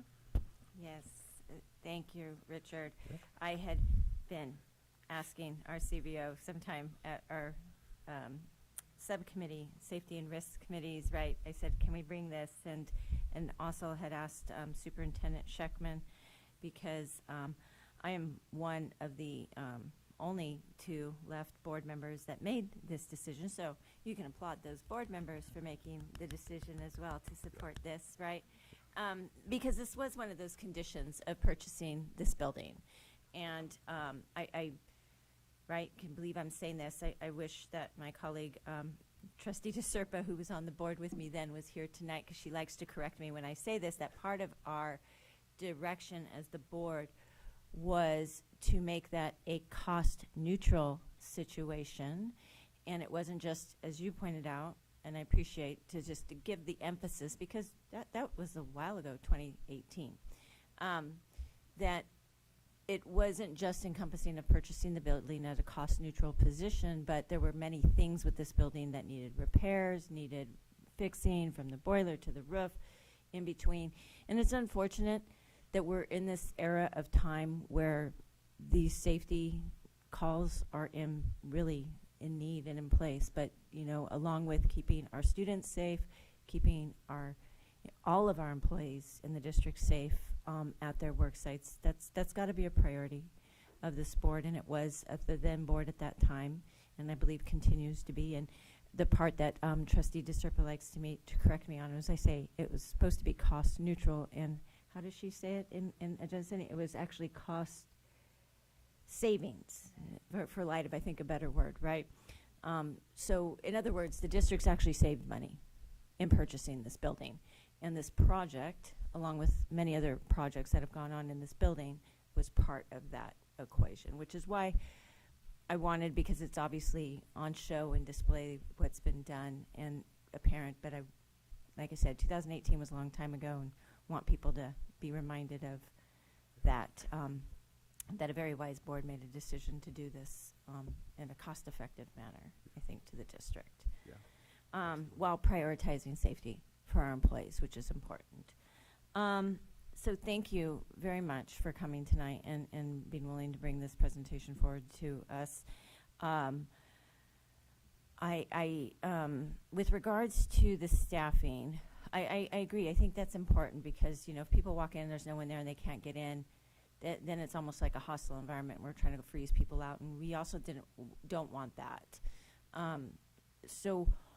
And I think you speak a bit, it sounds like a lot of moving parts because this poor one employee who's there 5 days a week from 8 to 4:30, probably at a minimum, has to have breaks, has to have a lunch.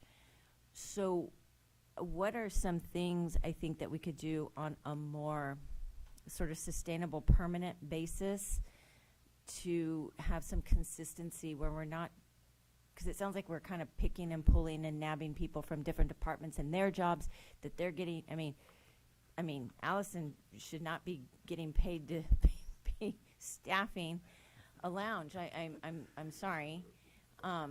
We put that time to And even Eva, she's got her job to do. I could go on and on down the list. So I think that we maybe need to look as a board like something we could do, and maybe working with CBO and HR, what we could do to maybe sort of have some sort of rotation or something where it's an identified, the main staffed employee, and then a secondary, and then obviously you'd have to have a third because if somebody calls in sick and whatnot, and on and on. So if I can speak to that just for a moment.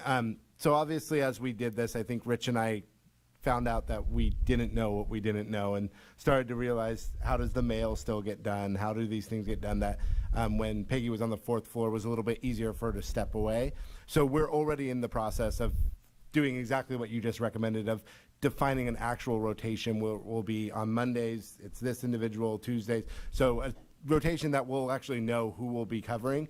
One of the things we've noticed too is that for those who have covered the front, it's not as easy as it seems because there's actually a lot of, I have to know everyone's extension, I have to know who to call, I have to make sure I'm doing it the right way. There's just a lot of pieces that we also want people who come in to have a consistent experience. So we are definitely looking at a process to actually identify it, and hopefully by either within the next few weeks, I believe we'll have a process of actually having set coverage so that it's not kind of as chaotic as it's been. But to Rich's point, thank you to everyone who stepped up, because a lot of people did step up to help out.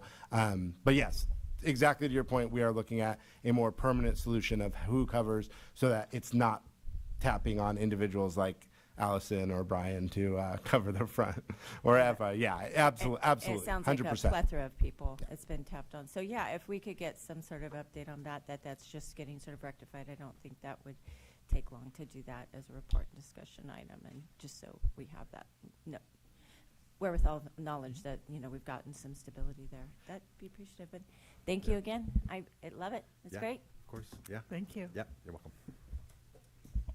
All right. Thank you very much.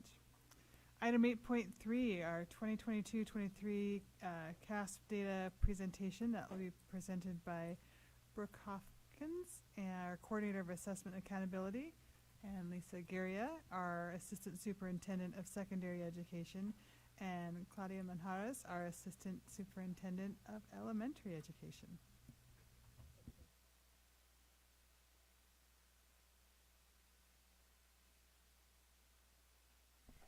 Thank you. Good evening, President Holm, Board of Trustees, and Interim Superintendent Mr. Scheckman. My name is Brooke Hopkins. I'm the Coordinator of Assessment and Accountability for the district, and I'm here to present our SBAC scores from 2022 and 2023.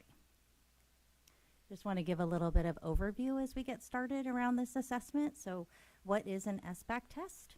SBAC is written by the Smarter Balanced Assessment Consortium, and it's administered through CASP. So that's the acronym that we use a lot with LPAC and SBAC. That's the California Association of Student Progress. It measures mastery of Common Core grade level standards in ELA, English Language Arts, Math, and Science. And so when kiddos take this assessment, there's excuse me, two parts to it. One is called the CAT. It's the Computer Adaptive Test, which is multiple choice. And then they have a performance task, which is made up of multiple choice and then also some written response. So they have to really apply their knowledge in that piece of the assessment. Who takes this assessment? We administer to grades 3 through 8 and grade 11. I should mention also that we don't have science data yet. We have only released language arts and math, so I won't be sharing science data tonight. And then it's administered once a year in the springtime. The window opens March 1st and goes to the end of the year. So just a couple of considerations as we look at tonight's data. The blueprint for this assessment changed from during pre-COVID. So it's about half the size that it was before. And it also doesn't encompass as much information as we used to get. So we used to get a lot of information by student around strengths and challenges that the student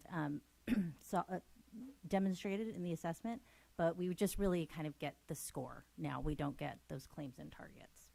And then the official release will be at the end of the month. So with tonight's presentation, I'll be doing some comparisons from 21-22, only because I don't have that comparison data for this year quite yet. So where does it fit on our assessment timeline? This is just a visual for you to see kind of how we approach standardized assessment and preparation for SBAC with our 2nd through 10th graders. And so on the left, we have our start of our year. We administer 3 MAP assessments. I'm sure that you've heard of our MAP assessments. Kids have probably told you, and we've been taking it for a long time. So we administer a baseline measure to see where the students are at the beginning of the year. We do a midway check-in and then an end of the year MAP. And so you can see that that is kind of coinciding with our SBAC administration. And that's because we want to really see how students are progressing toward proficiency on the SBAC. And then in between those are formative and diagnostic assessments that are given in the classroom, and we don't collect all of those, just a portion of those. So for tonight's report, I'm just giving you kind of a breakdown of who we're looking at as far as number of students. So there was a total of 9,099 students in this group, and I'll talk a little bit about the English learner designation. So we're going to look at how our English learners did, and then also how our students in special services did. This group, just to give you a little context of these definitions, so when a student comes in and registers for school, mostly as TK or kinder kiddos come in, or somebody who is new to our district, will register and will fill out a home language survey. Based on that home language survey, they're either designated an English-only student or a TBD. TBD means we need further assessment to determine their language proficiency. So if they take if they're labeled a TBD, then they take the LPAC assessment, which you may have heard of, and that dictates their language designation as either initially fluent or English learner. A reclassified student has met the criteria that has passed the LPAC at level 4 and also is scoring at the 50th percentile in MAP. So we consider them fluent English proficient. As I said, I wanted to do a little bit of comparative data and kind of historical background as pre and post pandemic. So this chart shows you on the blue section is English language arts. The yellow section represents mathematics. The score in the 18-19 column is the percentage of students that met or exceeded standard. And then the percentage 21-22 that met or exceeded standards in both of those subjects. And then you can see that there was a percentage change all across California and particularly in our surrounding school districts. So the state average dropped almost 4% in language arts, and then the percentage dropped in mathematics across California at 6%, 6.35%. And so you can see that also, I wanted to highlight that PVUSD actually showed less of a drop than surrounding school districts in language arts, and then at or below the same amount as neighboring school districts. So, and then this year, our results really look very similar to what they were in 21-22, and that's why I'm citing this information. So the first slide is our summary kind of overall district achievement level in English language arts. And this encompasses all grade levels and then the 4 proficiency bands. So when they take the test, there are different proficiency bands per grade level, and those are all named the same no matter what grade level you're in. So it's either standard not met, standard nearly met, or standard met, or standard exceeded. And so you can see the percentages that we have up there. This year we had 22-23 had 26.5% of our students meeting or exceeding, and 26.93% last year. So very little change. When we look at it on the grade level perspective, kind of at a glance, for language arts, there are some really clear trends. So one is that our students, as they advance through the grade levels, are showing increased proficiency in language arts, which is really great to see. Common Core is a progression of learning, and it also, English language arts tends to spiral their standards and just increasing that text complexity. So what this shows us is students over time are becoming more proficient and more competent in their standards. I also want to mention, I think it really shows our focus on early literacy as well as a big indicator of how this trend is going on in our district. So the next piece is the scores by that English learner proficiency. So that's why I wanted to give you that background in those definitions. So the left-hand column is the percentage of students in their proficiency bands by English learner, English only, initially fluent English proficient, and redesignated students. What's nice about this data is that we can see that our redesignated students are actually performing quite closely to those students who have English as a first language, and so that's telling us that our reclassification criteria is really spot on, and it's doing its job, so that's great. And this is our data for our special ed students. So this data represents any student with an IEP and any student who's receiving special services. Again, here we actually had a increase from last year to this year, which was great to see. So last year, 8.82% standard met or exceeded, and then this year, 12.11%. So this is another one of those comparison slides that I think is really important to note. If you look at the state line, so this is comparing our district's results to the state of California, an average across the state. The bottom horizontal axis is our grade levels, right? And then the vertical axis is the percentage proficient, percentage meeting or exceeding standards. So you can see here that from 3rd through about, 7th grade, that span between us and the district is anywhere between 20 and 23 percentage points. But then as students are in 8th grade and 11th grade, that gap is closing.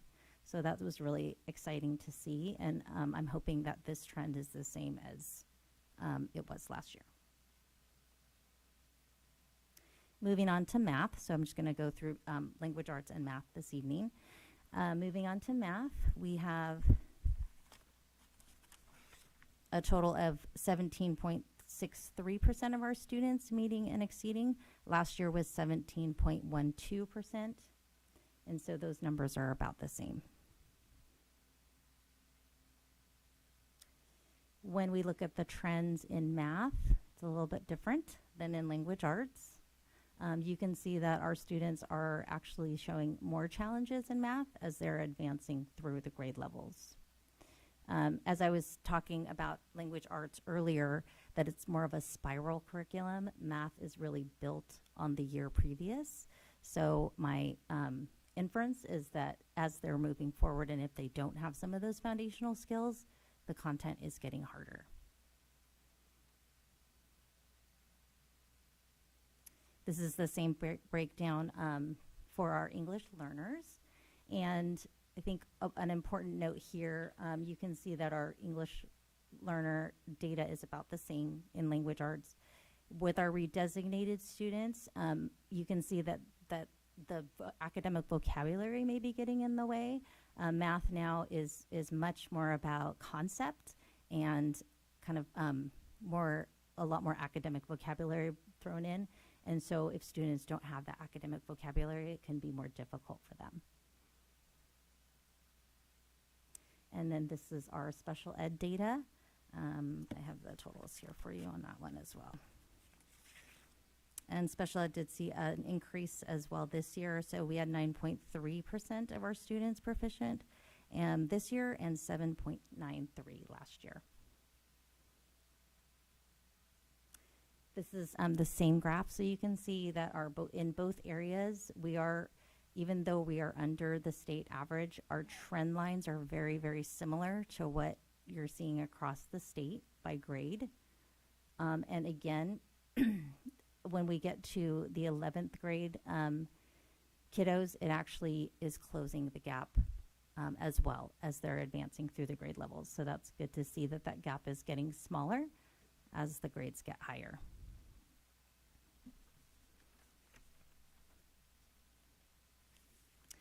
So just kind of, I spoke to a lot of these points as I was going through the slides, but I just wanted to kind of summarize what we saw.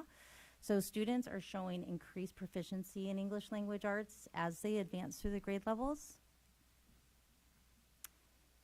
Our reclassified students are performing closely to those who have English as a first language in English language arts. And by 11th grade, as I was showing with that kind of comparison graph, BVSD students were closing the achievement gap in math and language arts in comparison to state averages. We see that students are showing increased challenge in mathematics as they advance through the grade levels.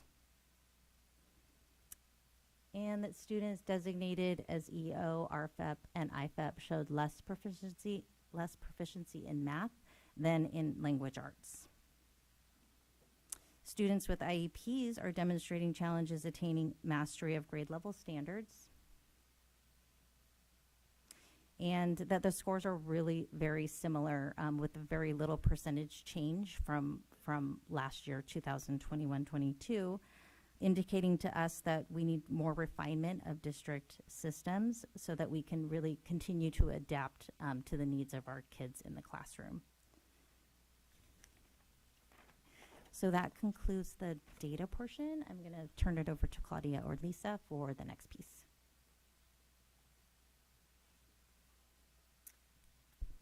Raise that up. It's okay. Good evening. So the next piece that I'm going to go into is what are we doing as our next steps.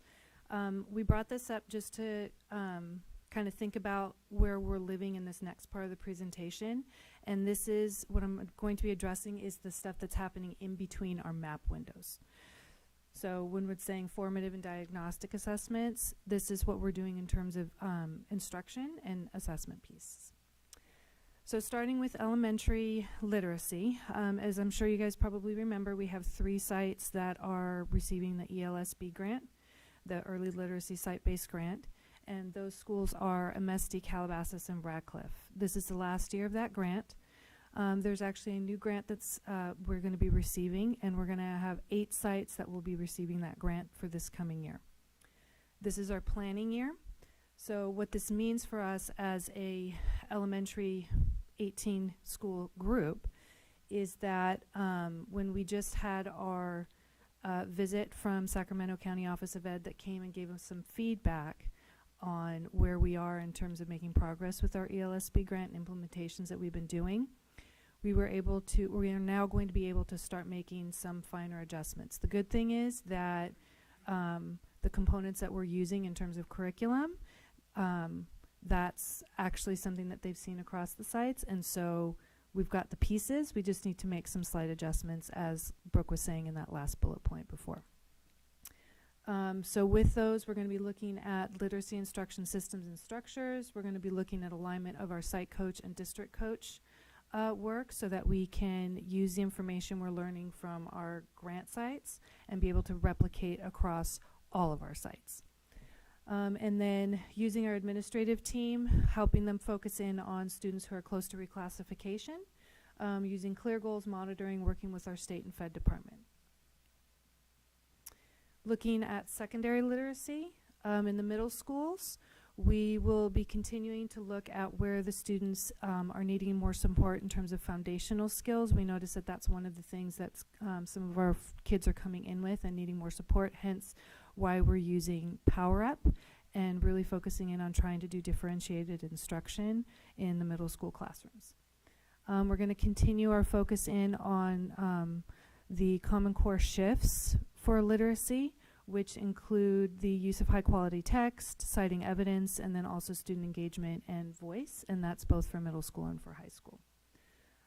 Just like with elementary and middle school, we do want to focus in on increasing our reclassification of students.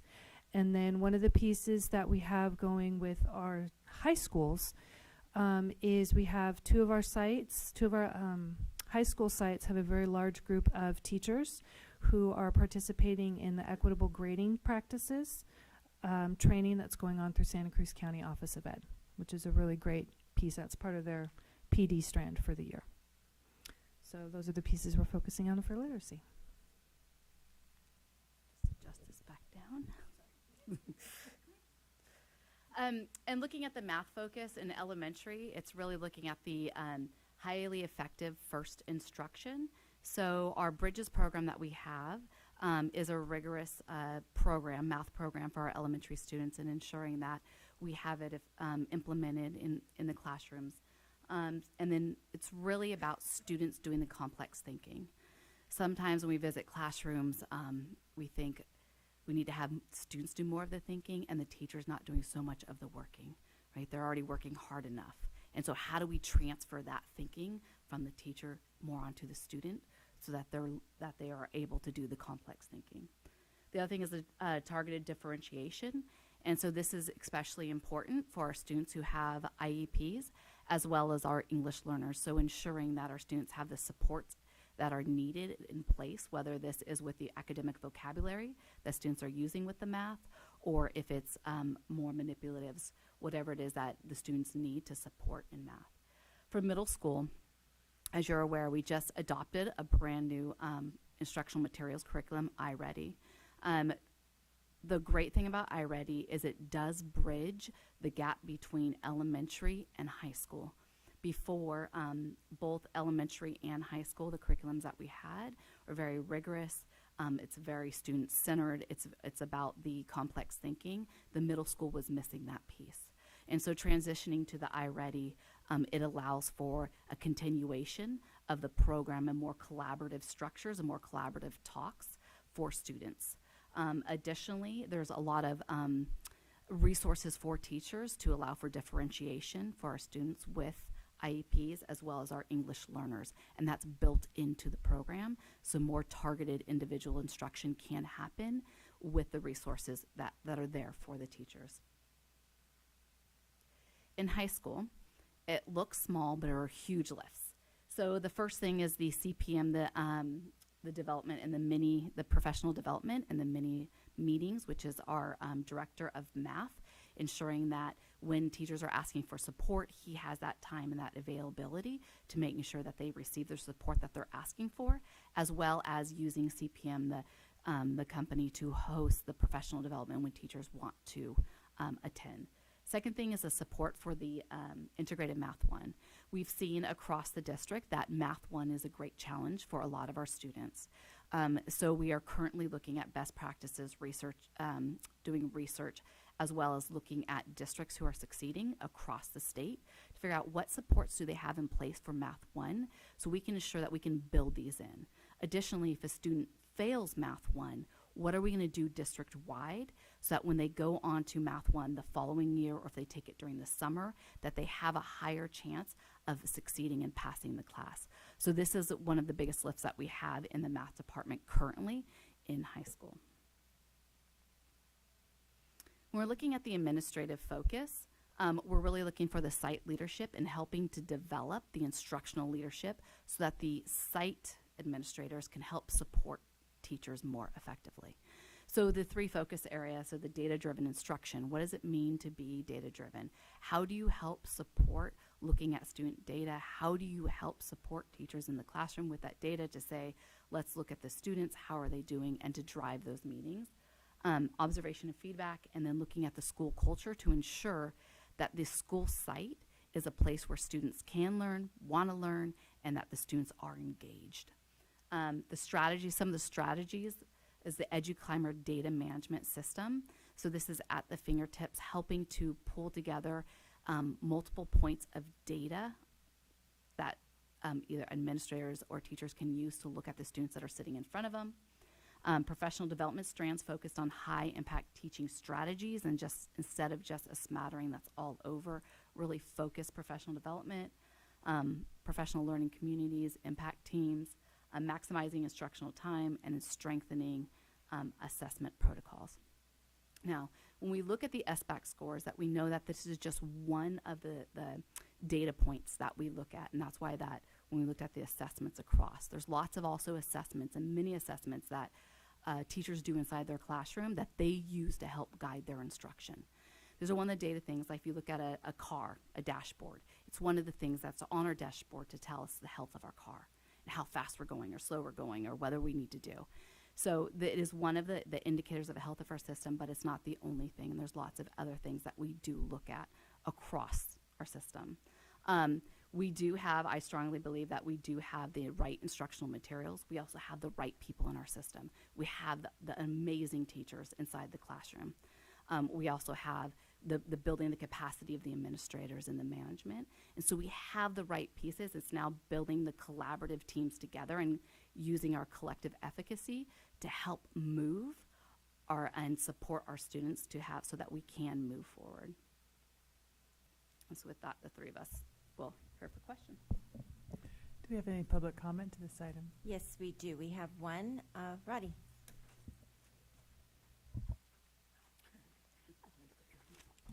Good evening, President Holm, Superintendent Checkman, and board. This was a lot of data to look at.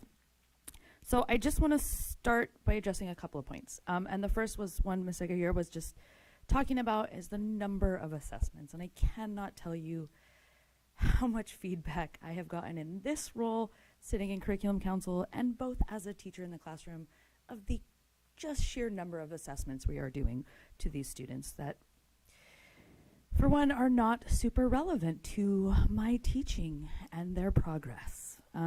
If you saw that chart, especially for students who are struggling, you are not providing enough time to actually teach content before assessing.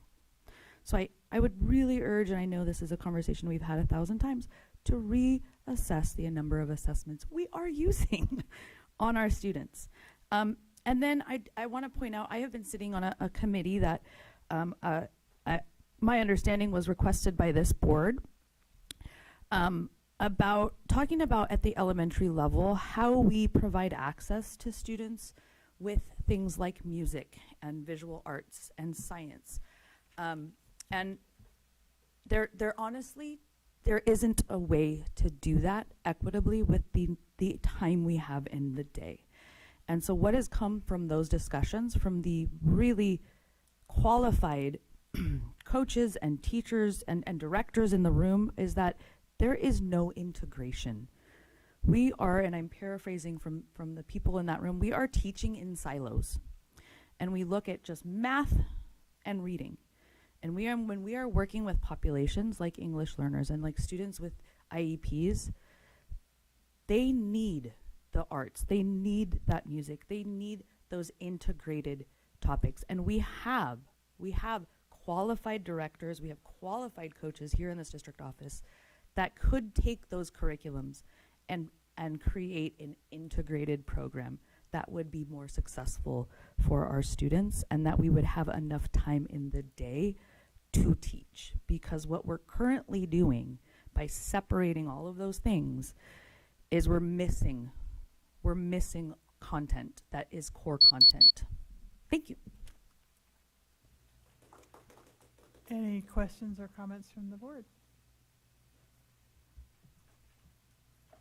Go ahead. Yeah, thank you. I guess my first question was, and I know there's a graph you showed on one of your slides. How many tests is our, and maybe it differs whether they're an English language learner or not, how many tests does a third grader take in a year? I'll answer that and anybody can come in. It depends on if they're in a dual language program or not, honestly. And so, where is that? Right here. So it all depends. What if they're not in a dual immersion, just already an English speaker? How many tests do we know? So mandated by the state, you have, so they're not, so they'll have the LPAC, they'll have the CASP, which is, well, the SBAC, the LPAC, right? And then the third grade, not the physical fitness test. Yeah, and then they have, not mandated by the state, we have the fall, winter, and spring map. And then we have the DIBELS. And then the early reading. And then some of the math checkpoints. So the math checkpoints and then the that are embedded in the curriculum. So there are some tests that are embedded in the curriculum that are checkpoints that from the teachers teaching it. So I don't know if you want to count those or not. So there's two mandated by the state. For third grade. For third grade, just for third grade. And well, there's math, ELA, and then, so there's technically three. Three. And then the rest are mandated by our district. Not all are mandated. Some are recommended. The ones that are required are the MAP to look at. So over as a student, if you start in our district in second grade and end in 10th, you could actually see your trajectory of learning. And it's a family report that's given each year to see the growth of the learning over the year. And then, do you want to mention another one? Yeah, so the other thing I just wanted to bring up is earlier I had mentioned that we got feedback from our Sacramento County Office of Ed person that came to visit. And so when we were saying earlier, or when I mentioned earlier about adjustments and tweaks to what we're doing, assessment is one of the things that we're going to be looking at to actually try and streamline and be more focused with what we're doing. So it is, we have been listening to what's been going on and being said in curriculum councils, so that is one of the things that we want to look at for this year. Thank you. I'm just curious, is the number higher or similar for the dual language or lower? So when you have a dual language classroom, it does become higher for our dual language folks because starting in first grade in our early exits and well, even some of our first grade early exit or dual language classrooms, that's when they have, at this point, they're doing assessments in both English and in Spanish. So it does become more. Okay. And so the chart, I know it's the when we had the two line graphs that were comparing PVUSD to ELA or math? Either. Is that the average of all the grades? Oh, I see. I see the grade underneath. The grade line is continuum. Okay. And how do these numbers compare historically for our district? And maybe, I don't know, superintendent, is this compared to the last 20 years? I mean, is this what it's been? Is this worse? Is it better? Is it, or maybe some of these tests are new. So before the pandemic, we were higher. Right, so we were higher. We weren't making significant growth. We were making little increments. We'd go up, then go down. But I think so. And then after the pandemic, we did have a decline.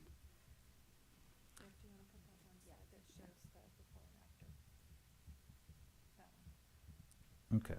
So then I guess my next question is then in a set, because I know we have new curriculums that come in and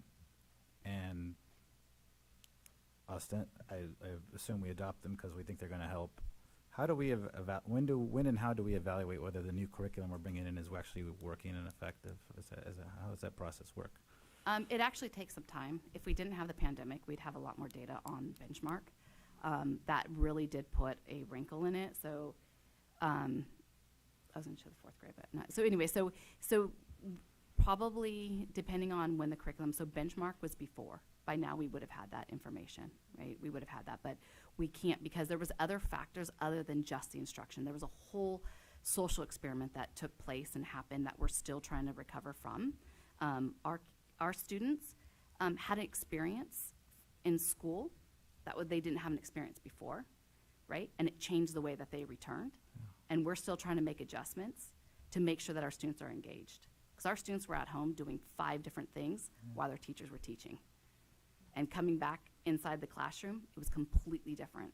And so we are seeing a difference in our students, and we're still trying to figure out how to make those adjustments so they are engaged. Thank you. I guess my last, oh, sorry, go ahead. I just wanted to add that I'm a little cautious about comparing pre-pandemic results to post because it is a different assessment. So it's cut in half.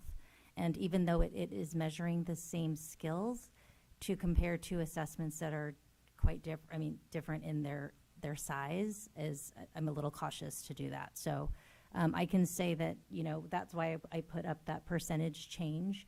The 2 years before, I did look at the 2 years prior to that 2018-19 year. It was, between 30 and 33% proficient or advanced. And so that's showing about right with that change. Right, and then we also had 2 years of 1 year of no tests at all, and then 1 year of a administered at home, which got all kinds of, interesting results when there's nobody watching or somebody's helping. So those results really we can't compare to what we have now. How much discretion do we have as a district in terms of our science curriculum, our math curriculum? I know some of the stuff is coming from the state. How much? So when we look at when we go to adopt a curriculum, we look on the state website for there are actually curriculums that the state recommends. They're graded, that's gone through, and so we only look at grading the top ones. The one area that we don't have an actual curriculum is high school English. Instead, they go through the standards using novels. Now that one is ensuring that our students are receiving the state standards given through a novel, which, so that's one. But usually though, we have to show that we are using standards. So when Williams comes, they look at one of the things that they do is they look at our textbook adoptions and what year that we had those textbook adoptions to ensure that our students are receiving high quality instruction, and that's based on the curriculum that is used. And the curriculum that we're talking about, does that also apply to Alianza and Watsonville Charter School for the Arts, or do they get to do their own thing? As a charter school, they get to do their own thing. They still have to use materials that are on the state adopted list that are deemed as high quality instructional materials. I guess my last question would be, Thank you. Just to kind of also, because sometimes people will go on the website and be like, oh, look at the long list of curricular materials, but we also have to pay attention to the fact of what program we are, because of the fact that we have to provide designated ELD, because we have dual language programs within our schools. We are considered program 5, so we have to go, and the further down in the program list you go, the shorter the list of options, which is why the year that we adopted, we had 2 choices, and that was it. So that also affects what we can use. My last question, thank you, is some of the school start times in our elementary schools are pretty early, and some of my parents in my area and in other areas, we have school start times at 7:35 a.m. in some of our schools, and there's some evidence to suggest that that's not the best for our kids, and I understand we have scheduling issues, we have pay issues with our classified workers that we're trying to resolve.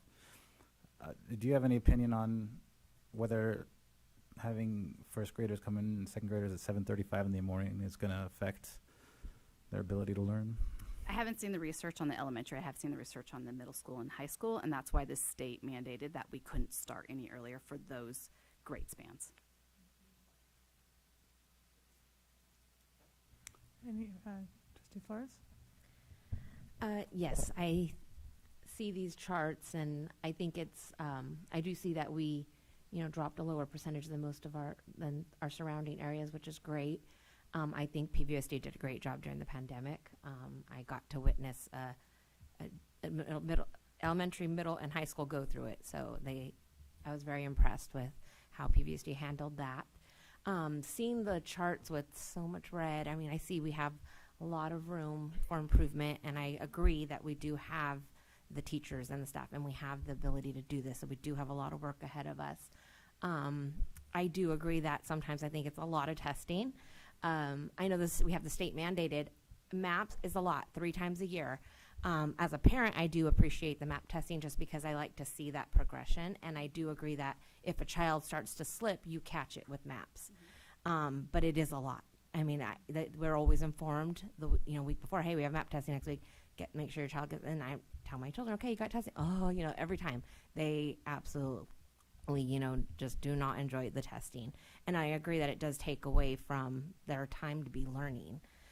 So I'm happy to hear that you are going to be looking at how often our children are assessed and, focus more on that. And, I just think we need to focus a lot of our teaching hours, in that ELA, math, science, and I agree, I agree that art, music, all of that is very important. But at WCSA, it's integrated into all the subjects, and maybe that's something we could try to look at across the board so that, you're adding an art project or a music project or something into English or math. It's going to make that a lot more fun for the kids.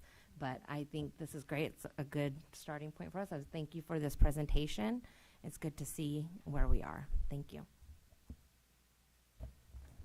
Vice President Acosta. Thank you, President Holm.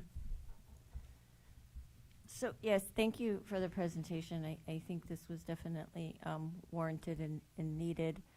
I mean, I'm looking at this and had looked at this before, and I mean, I'm still seeing even pre-pandemic and post in looking.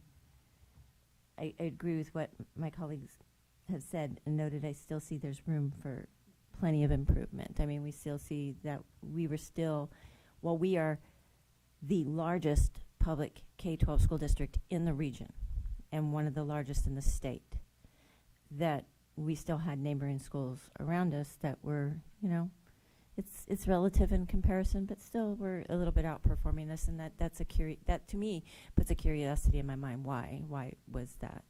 And demographics are pretty much relative, right? So, and I think that's another point based on what I was seeing when I was over there. I was just in the back of the room and seeing all the red too, and identifying, right, part of our demographic is the English not as a first language learners, and that huge component. And what more can we be doing?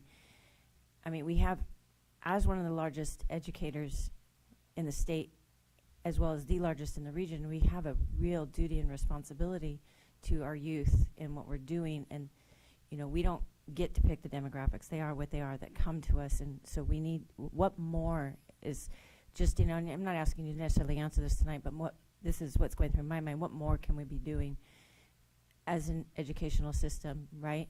And this isn't about pointing fingers or putting blame on anyone.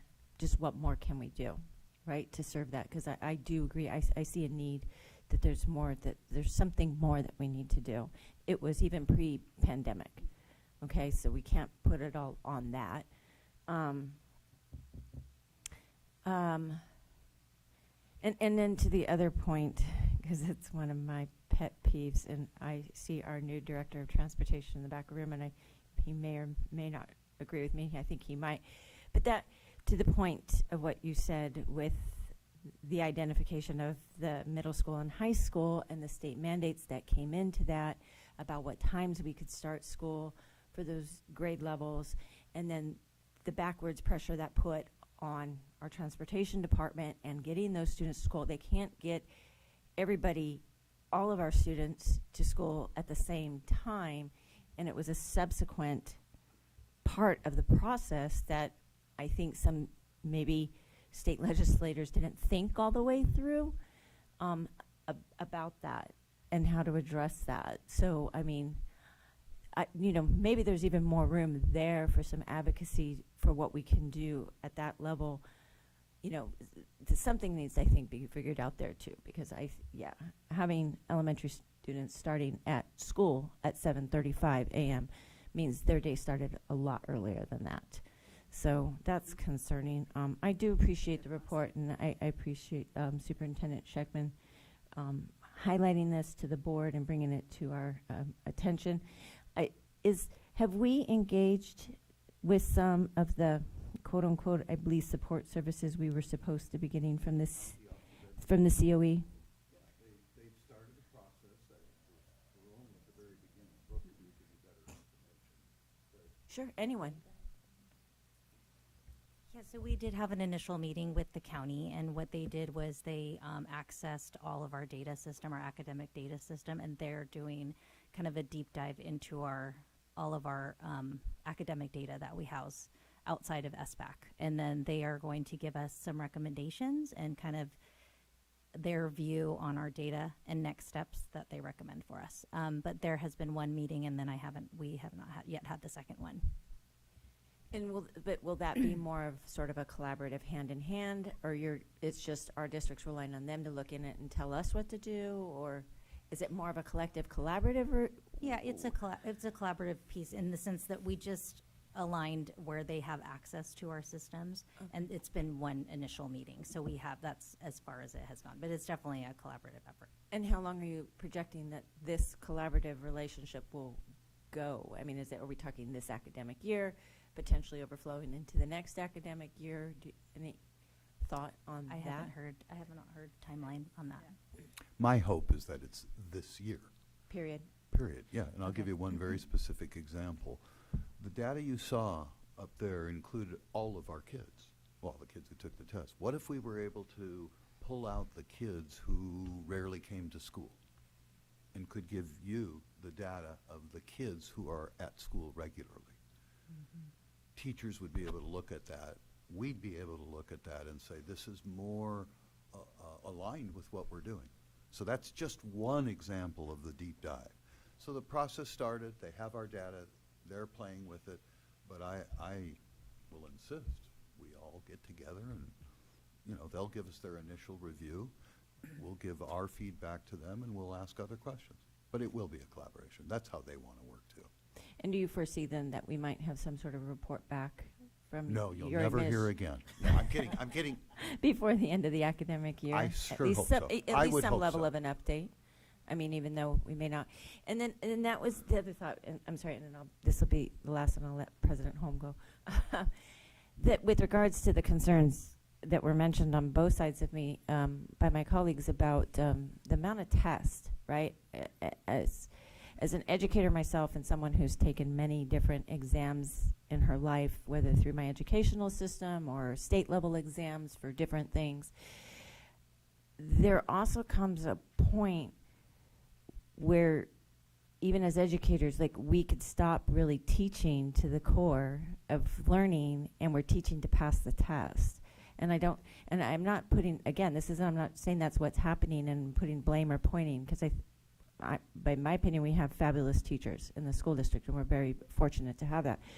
But it can get to the point, because again, it's the same as with the transportation department, and we're talking about that backwards pressure. The backwards pressure we're putting on our teachers as well in the classroom with all these numerous tests, and is there something we could do to help curb that and be more about not having to be so test oriented?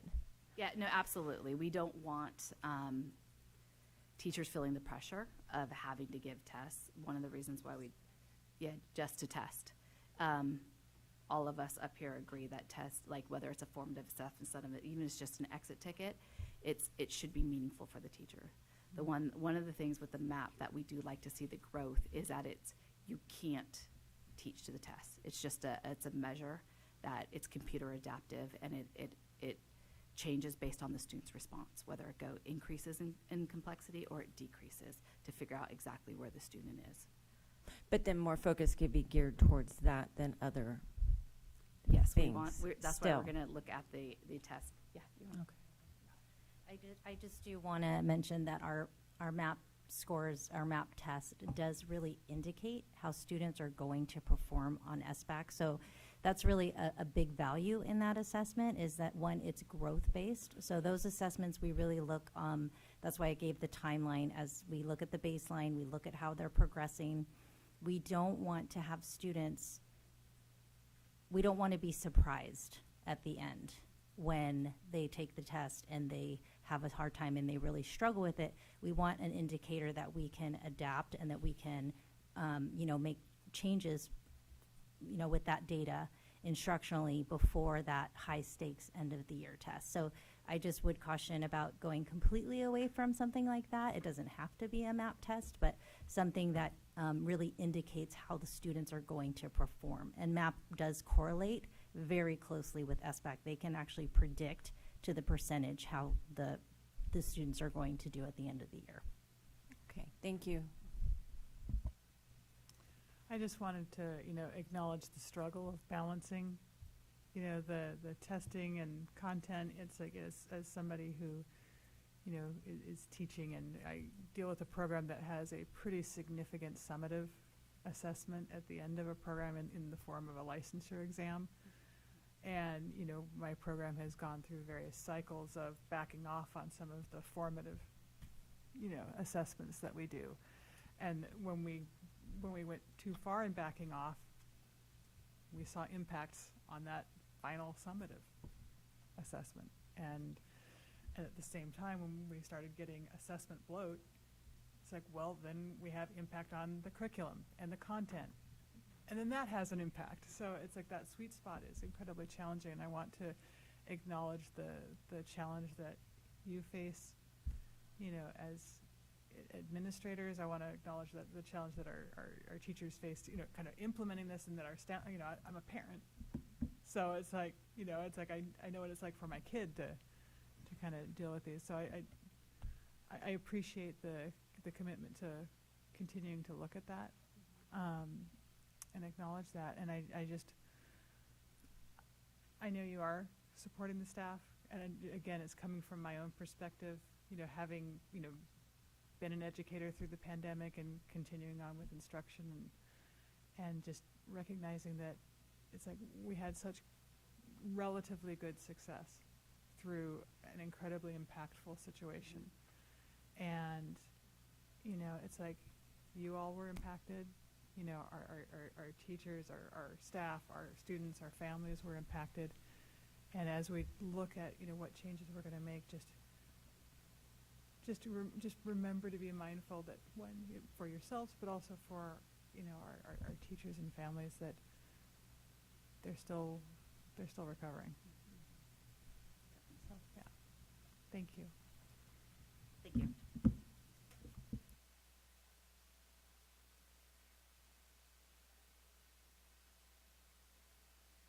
Because we had the agenda switcheroo, we're doing 9.6 first for our action items. So that is approve architect agreement for the Renaissance High School Staff Room Modernization Project 2024-019. And that will be presented by Orlando Fernandez, our Director of Maintenance, Operations, and Facilities. Good evening, President Holm, Superintendent Dr. Sheckman, board members, cabinet. My name is Orlando Fernandez, and I'm here to ask for the approval for the architect agreement between the school district for Renaissance High School Staff Room Modernization Project. This is a major L bond funded project. The project is estimated at $100,000, which is 12% the architect agreement that they're charging us. So I'm asking for the approval for $12,000 so we could continue our agreement with Maddie 196 out of Santa Cruz for their rendering of biddable, settable plans and drawings for the staff room modernization project at Renaissance High.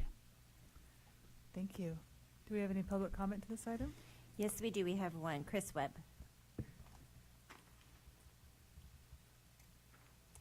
I want to say I think this is not a bad idea. My biggest reservation is I'm just not sure it should be the priority right now. Plus, this board has spoiled me with good governance, and so now I'd like to see Renaissance emulate that.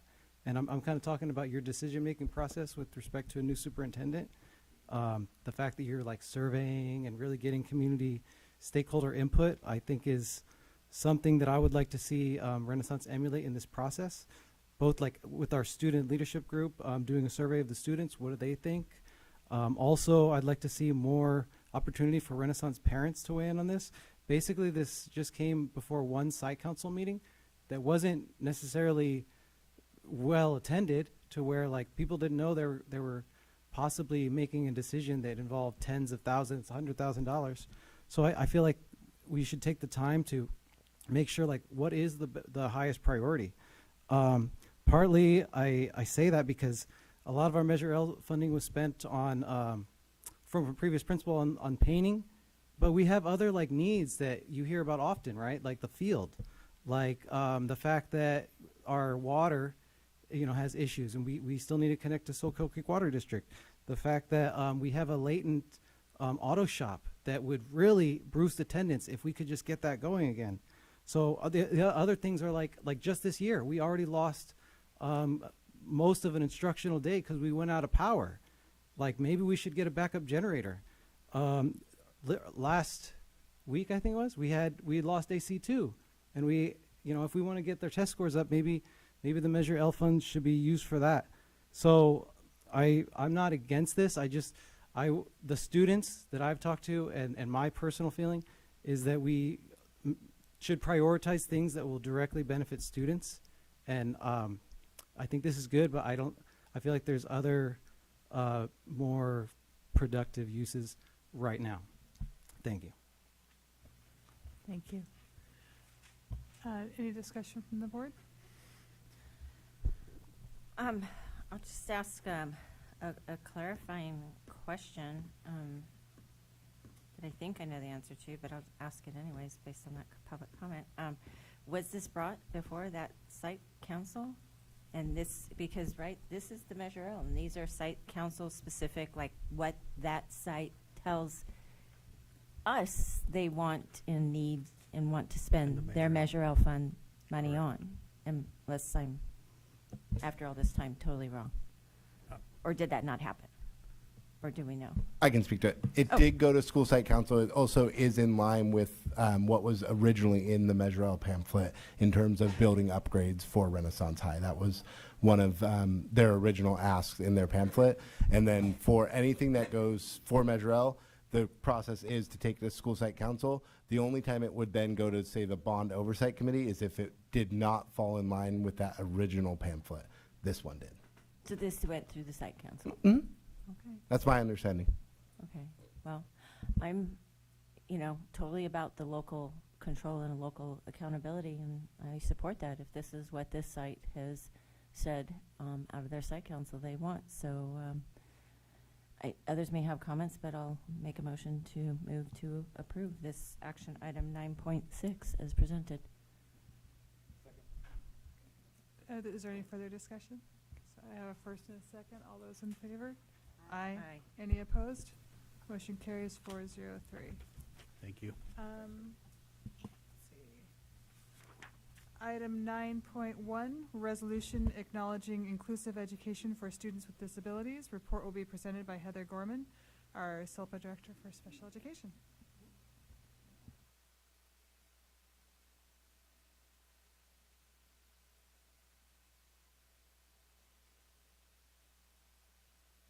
Thank you. I can't tell you how excited I am to be here this evening with this resolution.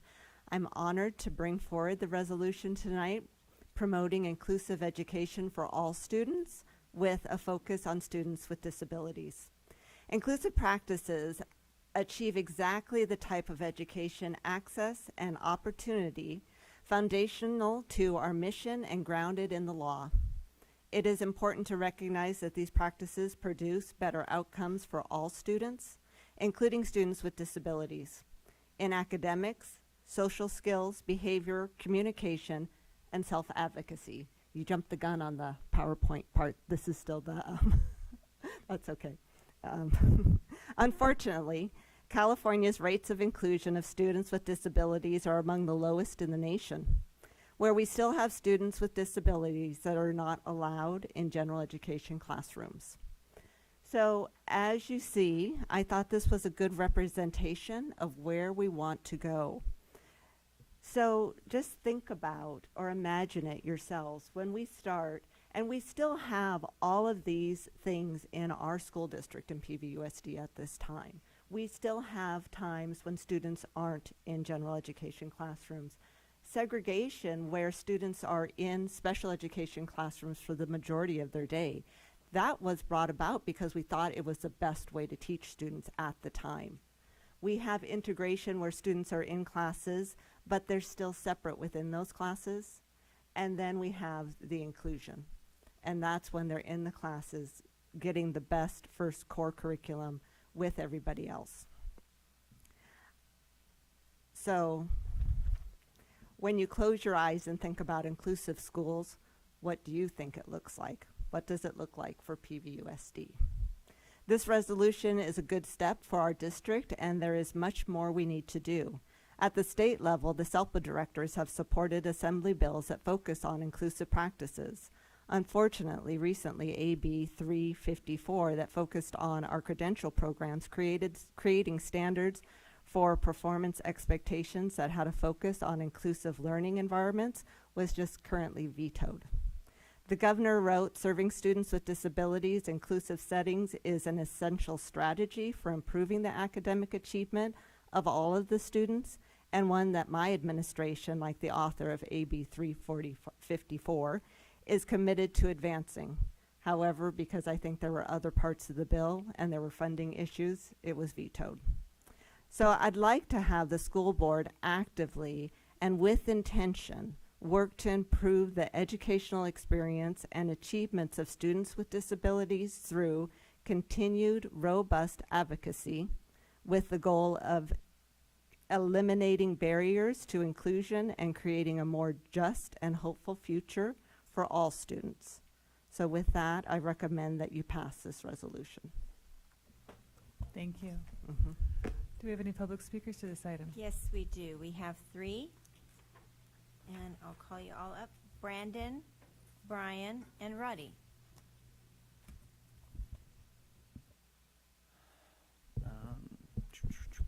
Good evening, Brandon Denise, grievance officer for the PVFT, and 8 years of teaching special education in this district. Thank you to the board for allowing me to speak tonight. I would like to remind the board that for many of our students with learning disabilities, the least restrictive environment is not the general education setting. So we can pass these resolutions where we affirm our commitment to inclusive practices all we want, but where's the action? Without action and without putting our money where our mouth is, these resolutions are nothing but empty promises. Without adequate staffing of experienced teachers, without support for our teachers who are interns or on a waiver, without paying our IAs and BTs what they're worth and increasing the number of staff in those positions, these resolutions are not only worthless, but they're a disservice to our students. Even this terrible slide that we were just presented is not inclusive of people like myself who are red-green colorblind. So we couldn't even get the slide right. When I close my eyes, I don't see a colorblind test. Those are horrifying for me. So our students deserve better than a half-baked slide and empty promises. We need to recognize that special education services are a continuum of supports, and we need to support students at every level of that continuum. What this district is doing by combining the role of resource specialists and SDC mild moderate teachers and calling them education specialists without giving that position a definition, without having consistency across the district, and just making up a title so we can increase people's caseloads, that's a disservice to our students. When we have teachers, experts, asking for students to be assessed for special education, and they have roadblock after roadblock thrown in front of them, and the process is made more difficult, we're not supporting students all within that continuum. So we need to do better than making empty promises and that only end up with students falling further behind and not getting the appropriate services they need. Thank you.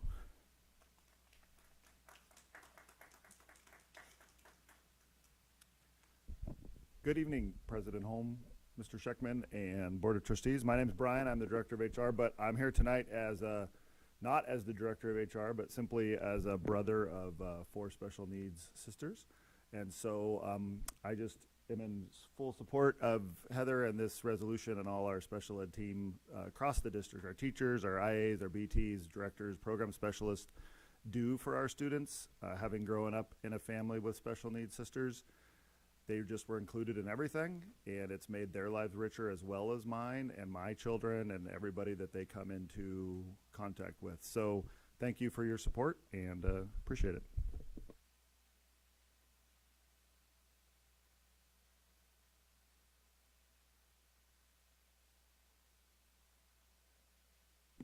There we go. So first, I would like to thank Heather Gorman for recognizing that there is still a tremendous amount of work that needs to be done. As Brandon mentioned, a resolution is great, but those are just words on paper. They're not concrete actions. So what I am standing up here to say is we are in full support of inclusion and of inclusive practices, of spaces that all of our students need to succeed. However, that's not the current reality in our district. So what resources will you as the board, will this district put forward to ensure that we can actually have a successful program? I would like to share right now, we're not even successfully mainstreaming students.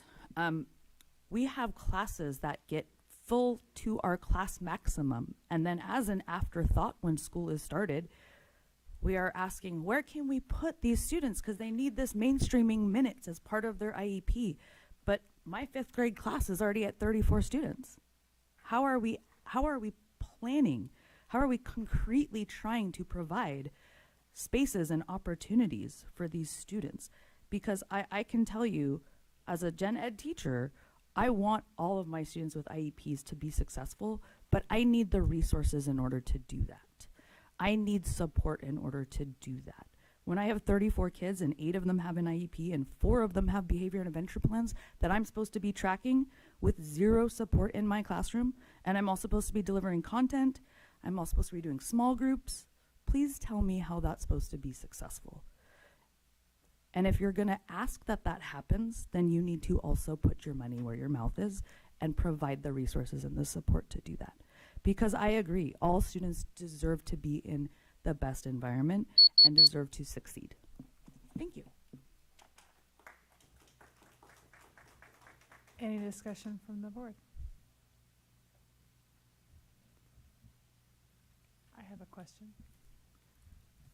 And so,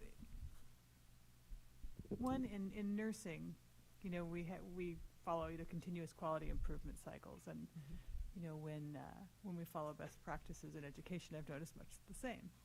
So what is next for your department? What do you see are next steps in supporting our students with special needs? Yeah, I mean, and I'm excited to bring this forward because I think just with a lot of our resolutions, the idea that it's acknowledged that this is something that we want to do, that we want to move forward, is part of it. So yeah, we have a lot of work to do. We've had to in the past, and this is kind of a long way to get around to answer your question, is that we've had to reimagine some of the things that we've done. We have had recent budget and staffing constraints where we no longer are co-teaching at the high school level. We've had to reduce our co-teaching at the elementary level. Those things are real things that are happening right now that, you know, we want to work on. But we're not giving up. We are really moving forward with how do we support our students. The data really does show that having students in general education classrooms supports their learning, and they grow and learn better and make more progress when they're in that setting. That's, you know, that's out there. That data is there. So what we're doing right now, and I think one of the biggest things, is we're doing major reboot to our MTSS process throughout the district. Special services, student services, ed services, we've all are working together. And sometimes people might think, you know, why is it multi-tiered systems of support? What does that have to do with special education? Because it starts in general education. But I think that's part of it. And that's why all means all is their motto, is it's all students and how do we support them? And within those tiers of support, where are we before you're getting to special education, catching and supporting a student with a strategy that's going to help them? So we're doing a big reboot right now, and we're working with principals. We're looking at how do we universally design curriculum so students have that access in the general education class. And then within MTSS, there is a continual cycle of looking at data, looking at strategies, giving it time, coming back and looking at it. So that's kind of the reboot process of, or the continuous cycle of improvement that we're looking at. And then when we need to, we move forward with that top tier of support, which is special education. And so I think that's part of what we're doing to try to, move forward with next steps. Thank you. All right. Trustee Scow? Thank you. First question is, how many vacancies do we have now in the SELPA department? Oh, it's on my board. So we have, I think 5 vacancies. I would have to check for sure, but it's, this year I think we've been better than we ever have been. We have a high school vacancy, we have an elementary vacancy, and then we have some speech and language vacancies right now. And in terms of the SELPA employees, the SELPA staff on the campuses, are those mostly part of the classified work, class CSEA employees, or are they both PVFT and CSEA? Or Yeah, they're both. They're both. Are they majority one or the other, or that's one? It depends. I mean, it's about equal. I mean, I think there's there's more CSEA, but so like in our life skills classes, you'll have 1 teacher and maybe 3 instructional assistants. But in our RS programs at the high school, you have 1 teacher or 2 teachers and 1 instructional assistant. So it varies. And so I've heard from around campuses and some of the staff that they feel the caseloads are too high for them to deliver excellent service to our kids. Do you think that the department is understaffed? Could our kids benefit by having more staff? That's a tricky question, but so I know we have our caseload limits, and I'm going to kind of tell them that we have, PVFT negotiated and worked with, HR. We built caseload limits that are in our contract, and so we stay within our caseload limits that we built.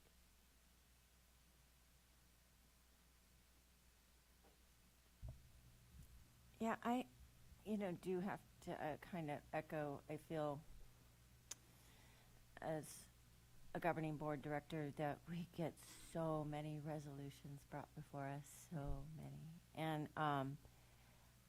and a lot of them are good. They're it's good stuff that's in them. And I believe that the intent behind most of them is good. And it comes from a well-intended place. But I don't want, as a board director, I don't want those to just sort of, again, to the point of the public comment, I don't want that just to be words on a paper that's just empty and unfulfilled either. So I agree that there needs to be more backing from this board to the district's administration to what we need to do to fulfill and help sustain those needs. If there's a feeling that things aren't getting met, I think this might be a good one on a resolution to maybe have brought back with like a report and update on how we're doing and present that just like as a report and discussion item. And are we doing enough? Is there more that we need to do? Yeah. So we're not just sort of signing empty promises because, right, we actually have to sign the resolutions and, we don't want that to be just empty promises. That's not what we're sitting up here just to look pretty. Right. I appreciate that. Okay. Thank you. Is that a motion? I'll make a motion to approve the resolution as presented. I'll second, but I also just wanted to add one little comment. I experienced myself as well as I've heard from other parents that it is hard sometimes to push to have your child assessed when you feel like there might be something there. So I don't know if there's a way we can work with the system a little better when if a teacher is bringing forward a child that they feel should be assessed. I would hope that there's something that can be done at that point instead of dragging it out 3-4 years is sometimes what I hear. So catching it in 2nd grade versus catching it in 6th grade, we've lost so many years that we could have been really helping that student along. So I would hope that we're at least trying to catch it sooner rather than later. And I really do believe that that is part of our multi-tiered systems of support. So we're not waiting to test when we have a deficit, but we're looking at how are we supporting students in the general education classroom when we're seeing that issue. And we're giving them tier 2 supports, and we're putting in the strategies that focus on this is a phonics issue. We're going to do this for 6 months in hope that we support and they really can get the knowledge right then, and then maybe go back down. So it's supposed to be, this model is something that is catching kids where they're at with the needs that they have right then. So I hear that it's like, let's not wait, but I also know that when it's done correctly, the idea is that we're not waiting. We're giving them the supports, and they're not actually having to be tested because they're not going to qualify because they're getting what they need. So then, just a follow-up. So then we're putting these resources into students that don't technically have an IEP yet? Yes. Correct, okay. Because I know like sometimes it takes, a couple years before then they're tested and then they're finally given an IEP. And then at that point, though, they're now given a resource counselor. They're given, either push in, pull out, and all those additional resources that then also help to speed that process up. But yeah, I wasn't aware that, yes, there's all those resources that are being utilized before. So hopefully it's not a wait to fail model. Yeah. Yeah. Great. Well, I have a first and a second. All those in favor? Aye. Any opposed? Motion carries 4-0. Thank you so much. All right, going on to item 9.2, our actually point of order. It's 10 o'clock, so we should probably vote to extend the meeting 11:30. Yeah. 11:30 to get a cushion. I move to extend the meeting to 11:30. All those in favor? Aye. Any opposed? I will support us being done by 10:30 Any by getting done really opposed? quick with my item. All right. I know. All right. I'm yes, 9.2 Williams quarterly report, July, August, September 2023. Allison Niazzo, Correct. take it away. Thank you, President Holm, Board of Trustees, Superintendent Scheckman.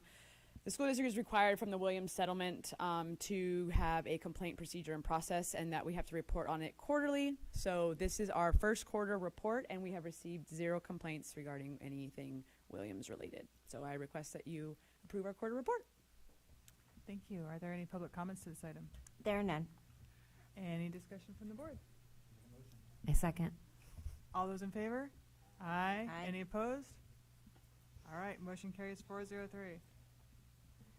All right, 9.3, Resolution 232412, reduction of a particular kind of classified employee service. Report will be presented by Pam Shanks, Director of Classified Human Resources. Good evening, President Holm, board members, and Superintendent Scheckman. I am bringing forward the attached resolution for the board's consideration this evening.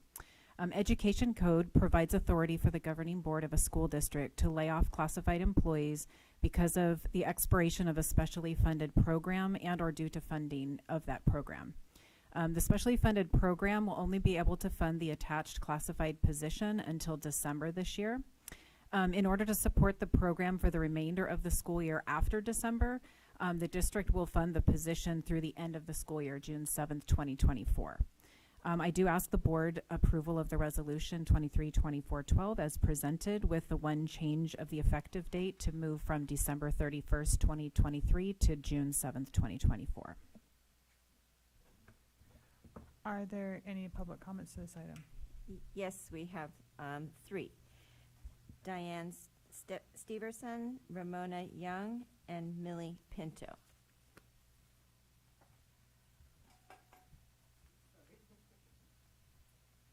Good evening. My name is Diane Steverson, and I'd like to read a statement that I wrote. I am also a career development specialist with PVUSD in the Transition Partnership Program. I'm very familiar with workability since I once held a position in the program. I am asking that you consider the outcome of cutting positions from workability. It is much more than Millie Pinto losing her job, but the direct services that will be stopped for our students with disabilities. Workability helps prepare students with job exploration, work experience, etc. And many students have written their very first resume, maybe had their first work experience with them. One person, Ramona Young, as amazing she is, cannot meet the necessary requirements and the agreed-on duties that were established with PVUSD and the Department of Education, California Department of Education. The workability program is worth supporting with additional general funds, such as Santa Cruz City Schools does, as well as 250 plus school districts in California. As earlier stated in resolution in number 232413, quote, one of the main missions of the Special Education Local Plan Area, SELPA, and Special Services Department is to champion educational access and opportunities for students with disabilities, unquote. Let's support workability for our kids and help them prepare for their future success. Thank you very much. And by the way, it is Disability Awareness Month, October. Thank you.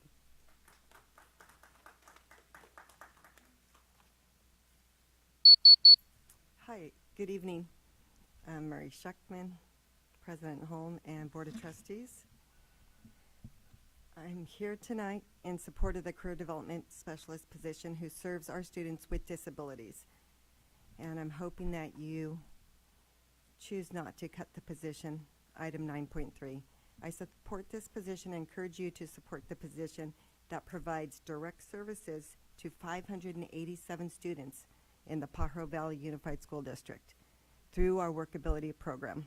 That's 127 middle school students, 460 high school students, and all 60 post-secondary students. Currently, we have 69 student workers placed in subsidized employment at 25 businesses throughout our community. Workability 1 is one of 2 transition programs in PVUSD. Workability is the only one providing services to middle school students, freshmen and sophomores, as well as 5 post-secondary classes. We have 2 employees who staff this program, 1 8-hour employee and 1 6-hour position.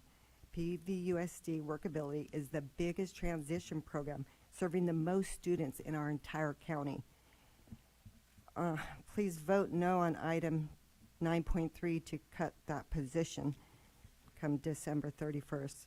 We'd like these services to continue throughout the school year to all our middle school students, all our post-secondary schools, and our 3 comprehensive high schools, Aptos, Pajaro Valley, and Watsonville High School.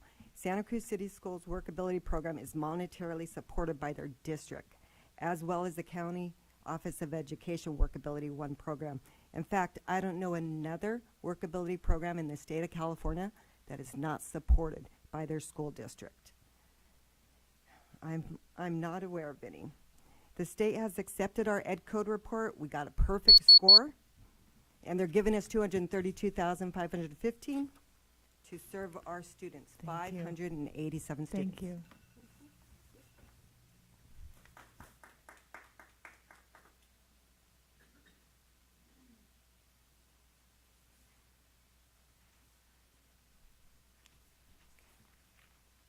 Good evening.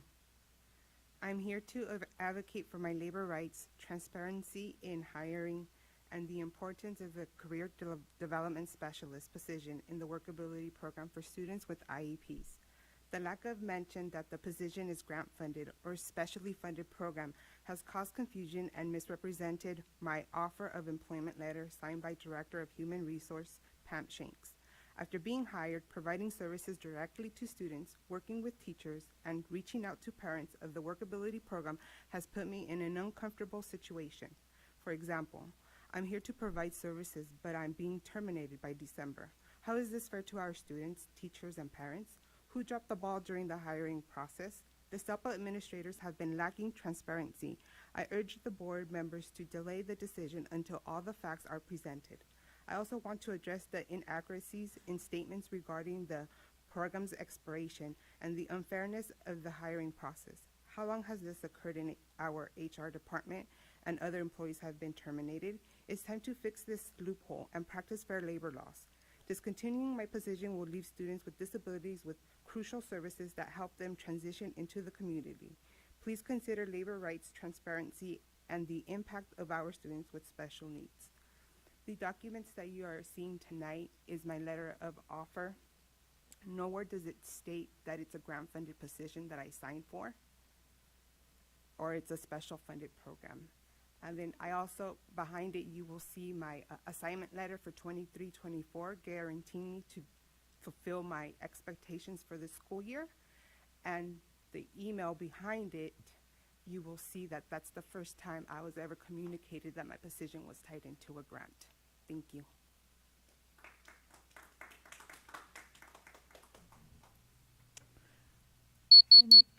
Any discussion from the board? Trustee Flores? So are we required, when we post a job position or job opening, are we required to let them know if it's a temporary job or if it's... So in classified hiring, there is no such thing as temporary employment. So when we hire classified employees, they are hired into permanent positions. And then if funding goes away, we are required to go through a layoff process. So unlike certificated, where we might hire somebody on a temporary contract, that doesn't exist in the Ed Code for classified.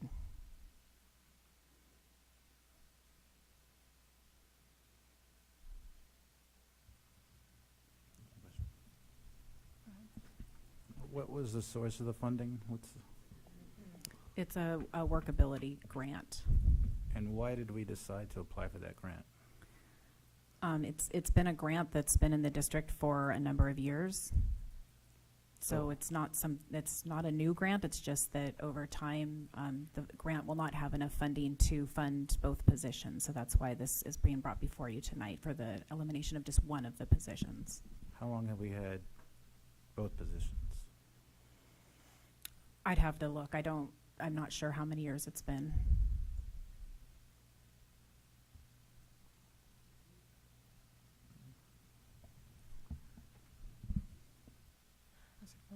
Do we have to reapply for this grant every year, or is it like every 2 years? Or, I mean, why are we just assuming that we're not going to? It's yearly. So are we going to apply for it again next year? Yeah, we do apply for it every year. What would happen in this situation is the employee would be placed on what's called a 39-month reemployment list. And if funding were available for the position and the position were returned, that employee would have first rights back to that position. So is this one of those situations, trying to remember all the details, but where because we lost the funding, we have to do the layoff, but then if we get funding, it can come back? Yes. So if they're right now, because we know that there will not be funding from the grant after December, as I mentioned in the proposal for tonight, that the district will be funding the position through the end of the school year, through June 7th. If between now and then, if there is money that is awarded through the grant, then as I mentioned, the employee would be on a reemployment list, and then they would have automatic rights back to that classification should it come back due to funding being returned. I know for me, I would really like for future positions, I would really love to have, I don't know what legally we can do, but it seems like some kind of disclosure statement is important just to set expectations. You know, it's like, I know if I were thinking that something were coming from general funds and I was fairly, you know, reasonably secure in my position, I would feel very frustrated at, you know, a sudden change. Yeah, I agree with that, President Holman. I'm not so sure why we need to lay this position off tonight. If there's opportunities to get funding through the rest of the year, I appreciate the recent change to let the person continue through the end of the year. That signals, and there's some good reason we applied for it to the first place, and if there's a way we can raise the money to keep it going, presumably it's a good thing for our kids, and we want to keep something good going for our kids, and if there's time to raise more money, why do we need to lay off the position tonight? I don't get that. The position would not be, the employee would not be affected until the end of the school year, but we are required by law to give a 60 days notice, which is why we brought it forward this evening, because in order to give 60 days notice with the original December 31st date, we needed to bring it to the board tonight. So the law requires quite a bit of notice for employees to be given before they're actually affected in the position, and so that's why we're bringing forward tonight. So, okay, so with that, let's say that we can't bring the position, let's say we don't find funding. What is the plan for supporting these students? That would be something I think we'd be working with special education on trying to figure out what that program might look like and what kind of supports would be put in place to support that program. Okay.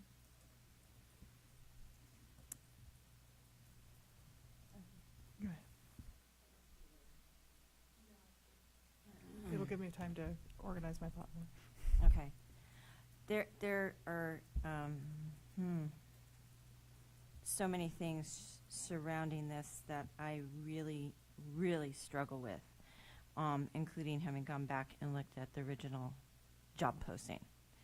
And I agree to your point, President Holm. I think that's absolutely ridiculous. We talk about this as a board quite often, and particularly when we're in talks with negotiations and stuff, and about being able to support our payroll not through one-time monies. And sadly, many things in the recent past have been, by district administration, have been brought in before, not necessarily this board, but even previous boards, to do things with one-time monies that now we're coming to its, you know, where we say the rubber meets the road for this district, which is going to lay on this board to make some really tough decisions, even with our community partners, because so much has been done with one-time monies that it was one-time money.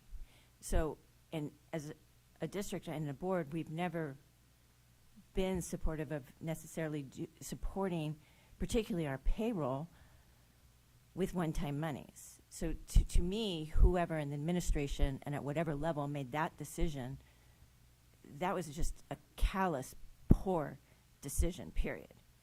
So I already take issue just out of the gate with that. My question also that I have that came to my mind was this brought before the Personnel Commission and voted upon? No, the Personnel Commission doesn't have authority over layoffs in a district.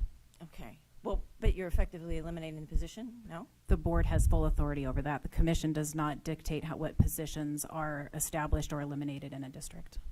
But they approved the position, did they not? They approve job descriptions. They don't approve positions. Thank you. No. Thank you for the clarification. So, yeah, and aside from that, I mean, we had a resolution with regards to a whole conversation around SELPA. That's just, we're not just signing empty words on a paper. That's useless. That's a waste of the public's time. It's a waste of our time. It's a waste of district administration's time. That's writing these resolutions, that are writing these job descriptions, everything that goes into hiring just one employee. I mean, that is a complete waste of district resources. So again, I come back, this was a callous, bad decision by administration to put this forward with one-time monies, especially without making the board aware of it, because I know I wasn't aware of it at the time. There's nothing in the job description that disclosed that to me. I know me personally, if I were looking to make a shift in my career, I'm not going to make at some midpoint in my career a shift in my career that's going to be for maybe 6 months. You know, if I was maybe at another juncture of my career and nearing retirement and it was something for a job lift before the boost out the door, maybe, but not in the midst of my career. I'm not going to support the elimination of a classified school employee position at all, not here tonight. Our district administration, who was part of making this decision just earlier this year from this board, received a 14.5% pay raise. I say y'all got to go back to the board and figure out where to get the money. I'm not going to support this tonight. I just want to make sure Go. that, well, let me go back. Ms. Pinto did a very good job of sharing her frustrations and concerns. I appreciated the items that I received in writing and expressed a similar frustration about how it was advertised and how an employee wasn't aware that her job would go away. My push is we should do things between years. And so tonight, what we're asking of you is not to lay off now. But it is a money issue, whether you like it or not. And you yourself just said, Board Member Acosta, it's frustrating to spend one-time money. And that's what we're going to do to finish the year, because Ms. Pinto deserves that, and the services she provides deserves the kind of planning that goes into the workability program. But it still is a money issue, and we have to deal with that. And so the intent tonight was to say, go to work past December, keep your job. We'll continue and be creative as we are in finding funds, but there's no guarantee. One other question is, so, you know, as a represented employee, there's options for other positions. Yes. Correct, okay. She formerly held a behavior tech position, so and we have vacancies. We've made sure to hold a position in that classification. And of course, there'd be other opportunities for her to apply for other positions that are promotional opportunities and so forth throughout the year, which would give her some time to do that before the end of the school year. So legally, we are required to give 60 days notice, correct? Correct. Mm-hmm. So 60 days from when? From when the board approves the resolution. Okay. And we have a plan for funding through the end of the school year? Correct. So when is the last point at which we could? So for a 60 days notice, it would be the end of April. The way that we do layoffs is the last day of school is June 7th, but the layoff is really essentially effective June 30th because that's the end of the fiscal year. Right. So the end of April is when we would officially notify the employee in a typical year to give that 60 days notice. And because of the change tonight, the plan was to have a conversation with the employee to talk about different options for them, but then of course the change to their employment would not be affected until the end of the school year. Right.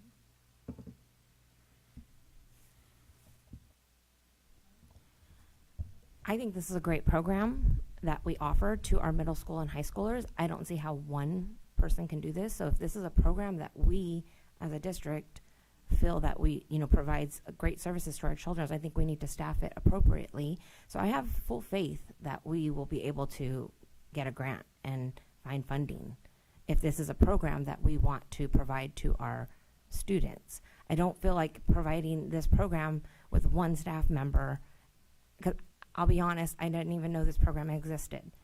And I've had a child with an IEP since 4th grade. So, and he's in 11th now. So there was something, I never got contacted as a parent. So I think we need to staff that program if it's going to be offered. So I agree. I say we hold off until April and hopefully the funds are found and we can provide this really great program to our students. I agree with that.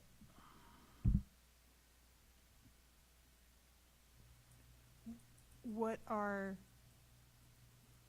the downsides of tabling till April, just so that we're making an informed decision? I mean, the board has the option to do that, so. We head forward into an unknown. Sorry. Do that in other ways too. Allison?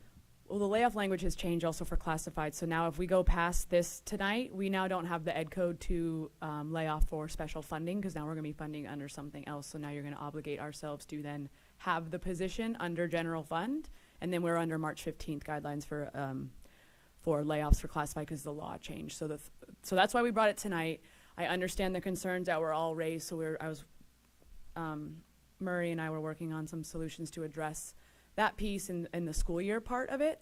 But it kind of puts us in a bind because of the ed code language with regards to special funding and layoffs for classified versus non-special funding and layoffs for classified. So basically, we wouldn't really have till April. We would have until March. Correct. But it would still be a little more time. Correct. I just wanted to clarify that we are now then would Okay. be under a different layoff language, and it would be under March 15th, which has changed, like I just said. So I don't Right. need to restate myself, but Right, yeah. that's- the concern is that if we do not receive funding, then that's the whole main reason why we're bringing it tonight, is because it's funding related. Got it. So we're going to have to revisit this conversation, in all likelihood. But it wouldn't be in April. It would be before March 15th. We would have to follow probably under the classified layoff language that's a change in ed code, because now we're not under the same special funding. And again, just so that we're making an informed decision, is there any disadvantage of doing it that way versus voting tonight?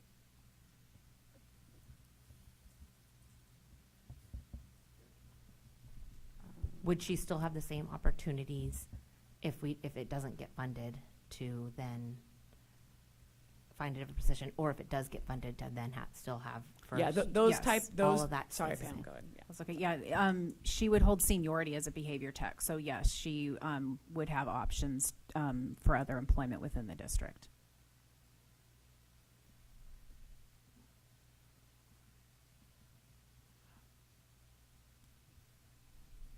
But sorry, I'm just, does that, she holds seniority, so she would have off, but that wouldn't change for if we vote on this tonight, or if we wait until?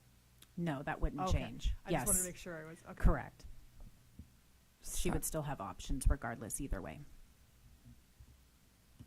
And sorry, just a other point of clarification. We're not, this position wasn't created with one-time funds. It was created with grant funds that were continuous. I think we've had this position roughly quite a number about of years. 20-ish years. So it was a decision before all of us were here. And so it's decreasing because we're also decreasing in enrollment. So that there's that piece too, which is why we're bringing it forward, because it's not something that we're probably gonna be able to sustain even if we get the grant. Yeah, I'm encountering that in my own program. So. I know I personally would, knowing some of the funding issues, it feels a little like a Hail Mary pass, but if there's a chance, So if there's a chance that funding does come about before June 7th, we would let the employee know that it was able to be funded and the layoff would not go through and she would remain in her position. So again, there's no change to her position until June 7th at this point. And we've had this happen years ago when we've had layoffs where throughout that, because of the long notice that we need to give employees, sometimes we don't know if certain positions are going to be funded the following year, and so we need to notice them. And then before June 30th, we find that there is funding, and so we reverse that decision. We are bound by, again, long notices that we are required by law to give employees. And as Allison mentioned, we're bringing forward this because of the nature of the grant funding for the 60 days notice, but we would be bringing it back in March if we, under general fund, and going through a March 15th layoff process, which again would continue her till June as well. So either way, she has a job until June. Do you need a motion, President Holm, or what is this?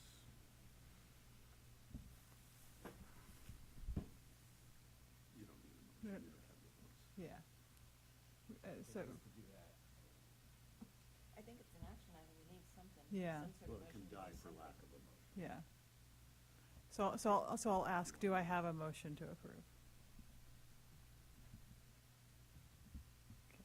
The motion, or it fails for lack of a motion. Okay. All right. Thank you, Penny.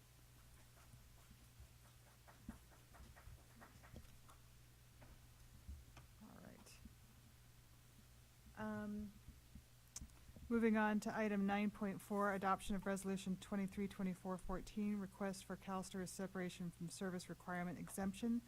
Report will be presented by Brian Saxton, Director of Certificated Personnel. Good evening, President Holm, Superintendent Scheckman, and board members. My name is Brian Saxon. I'm the Director of HR for Certificated, and I come to you tonight with a request for CalSTRS separation from service for Ralph Howe. We have a need for a school psychologist because one of our school psychologists is out on medical leave. Ralph retired last spring around June 3rd, and this resolution would allow him to return before his 180-day calendar restriction. So I respectfully request that you would approve this resolution. Do we have any public comment to this item? We have none. Any discussion from the board? Thank you for taking action to support our students in this You're way. welcome. All right, then I have a motion. I'll make a motion to approve. First and a second. All those in favor? Aye. Any opposed? Motion carries 403. Thank you. Going on to item 9.5, approved contract of employment for interim chief business officer. Report will be presented by Murray Scheckman, our interim superintendent of schools.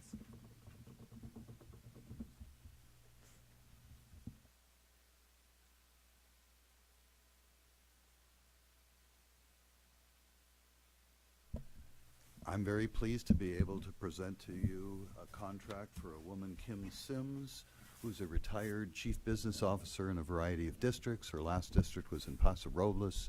She decided to retire at the age of 60 and has been doing a variety of subbing as a CBO.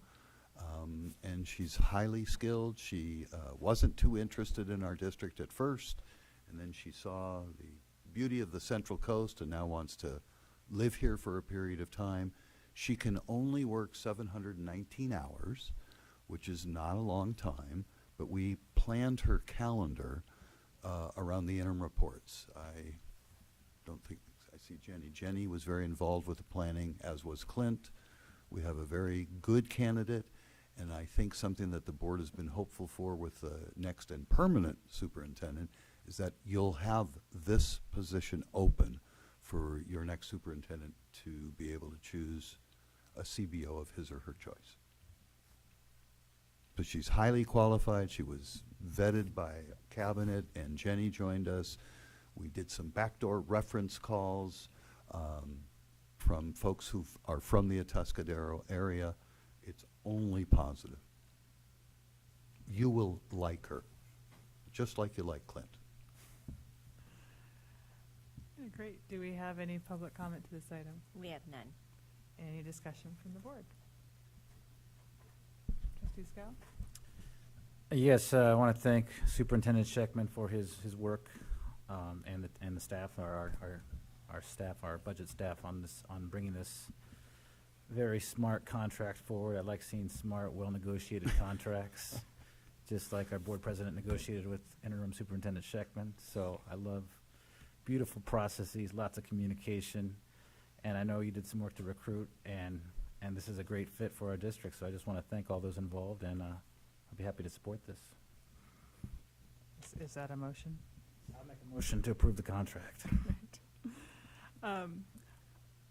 Trustee Flores? Oh, okay.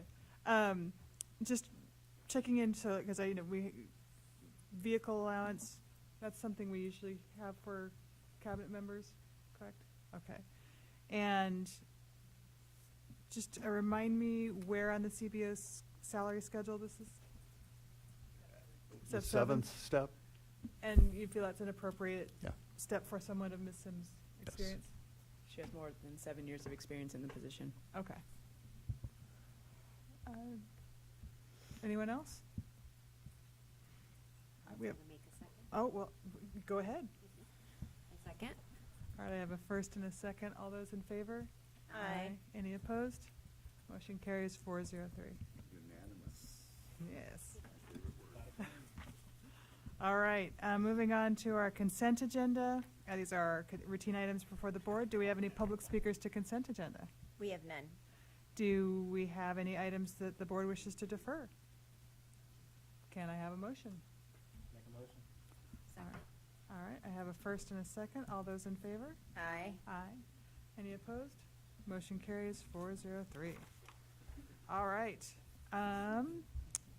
Skipping past 11 and 12, so 13.1, action report on closed session. Are there any items to report from closed session? Yes, we have several. Under closed session agenda item 2.1, the board voted 403. Right? Yeah, 403 to approve the recommendation from district administration for a full expulsion for 1 year for student number 23-24-003. Under closed session agenda item 2.2, the board voted 403 to approve the recommendation from district administration for a full expulsion for 1 year for student number 23-24-004. Under closed session agenda item 2.3, the board voted 403 to approve the recommendation from district administration for a full expulsion for 1 year for student number 23-24-005. For closed session item number 2.4, I move to approve the certificated personnel report as presented by district administration on October 11th, 2023 with 9 and 0 additional action items, and I need a second. We have a first and a second. All those in favor? Aye. Any opposed? Motion carries 403. Thank you. Under closed session, for closed session item 2.5, I move to approve the classified personnel report as presented by district administration on October 11th, 2023 with 12 and 8 additional action items, and I need a second. All those in favor? Aye. Any opposed? Motion carries 403. Perfect. And then under closed session agenda item 2.10, the board voted 403 to approve the MOU as presented from district administration on October 11th, 2023.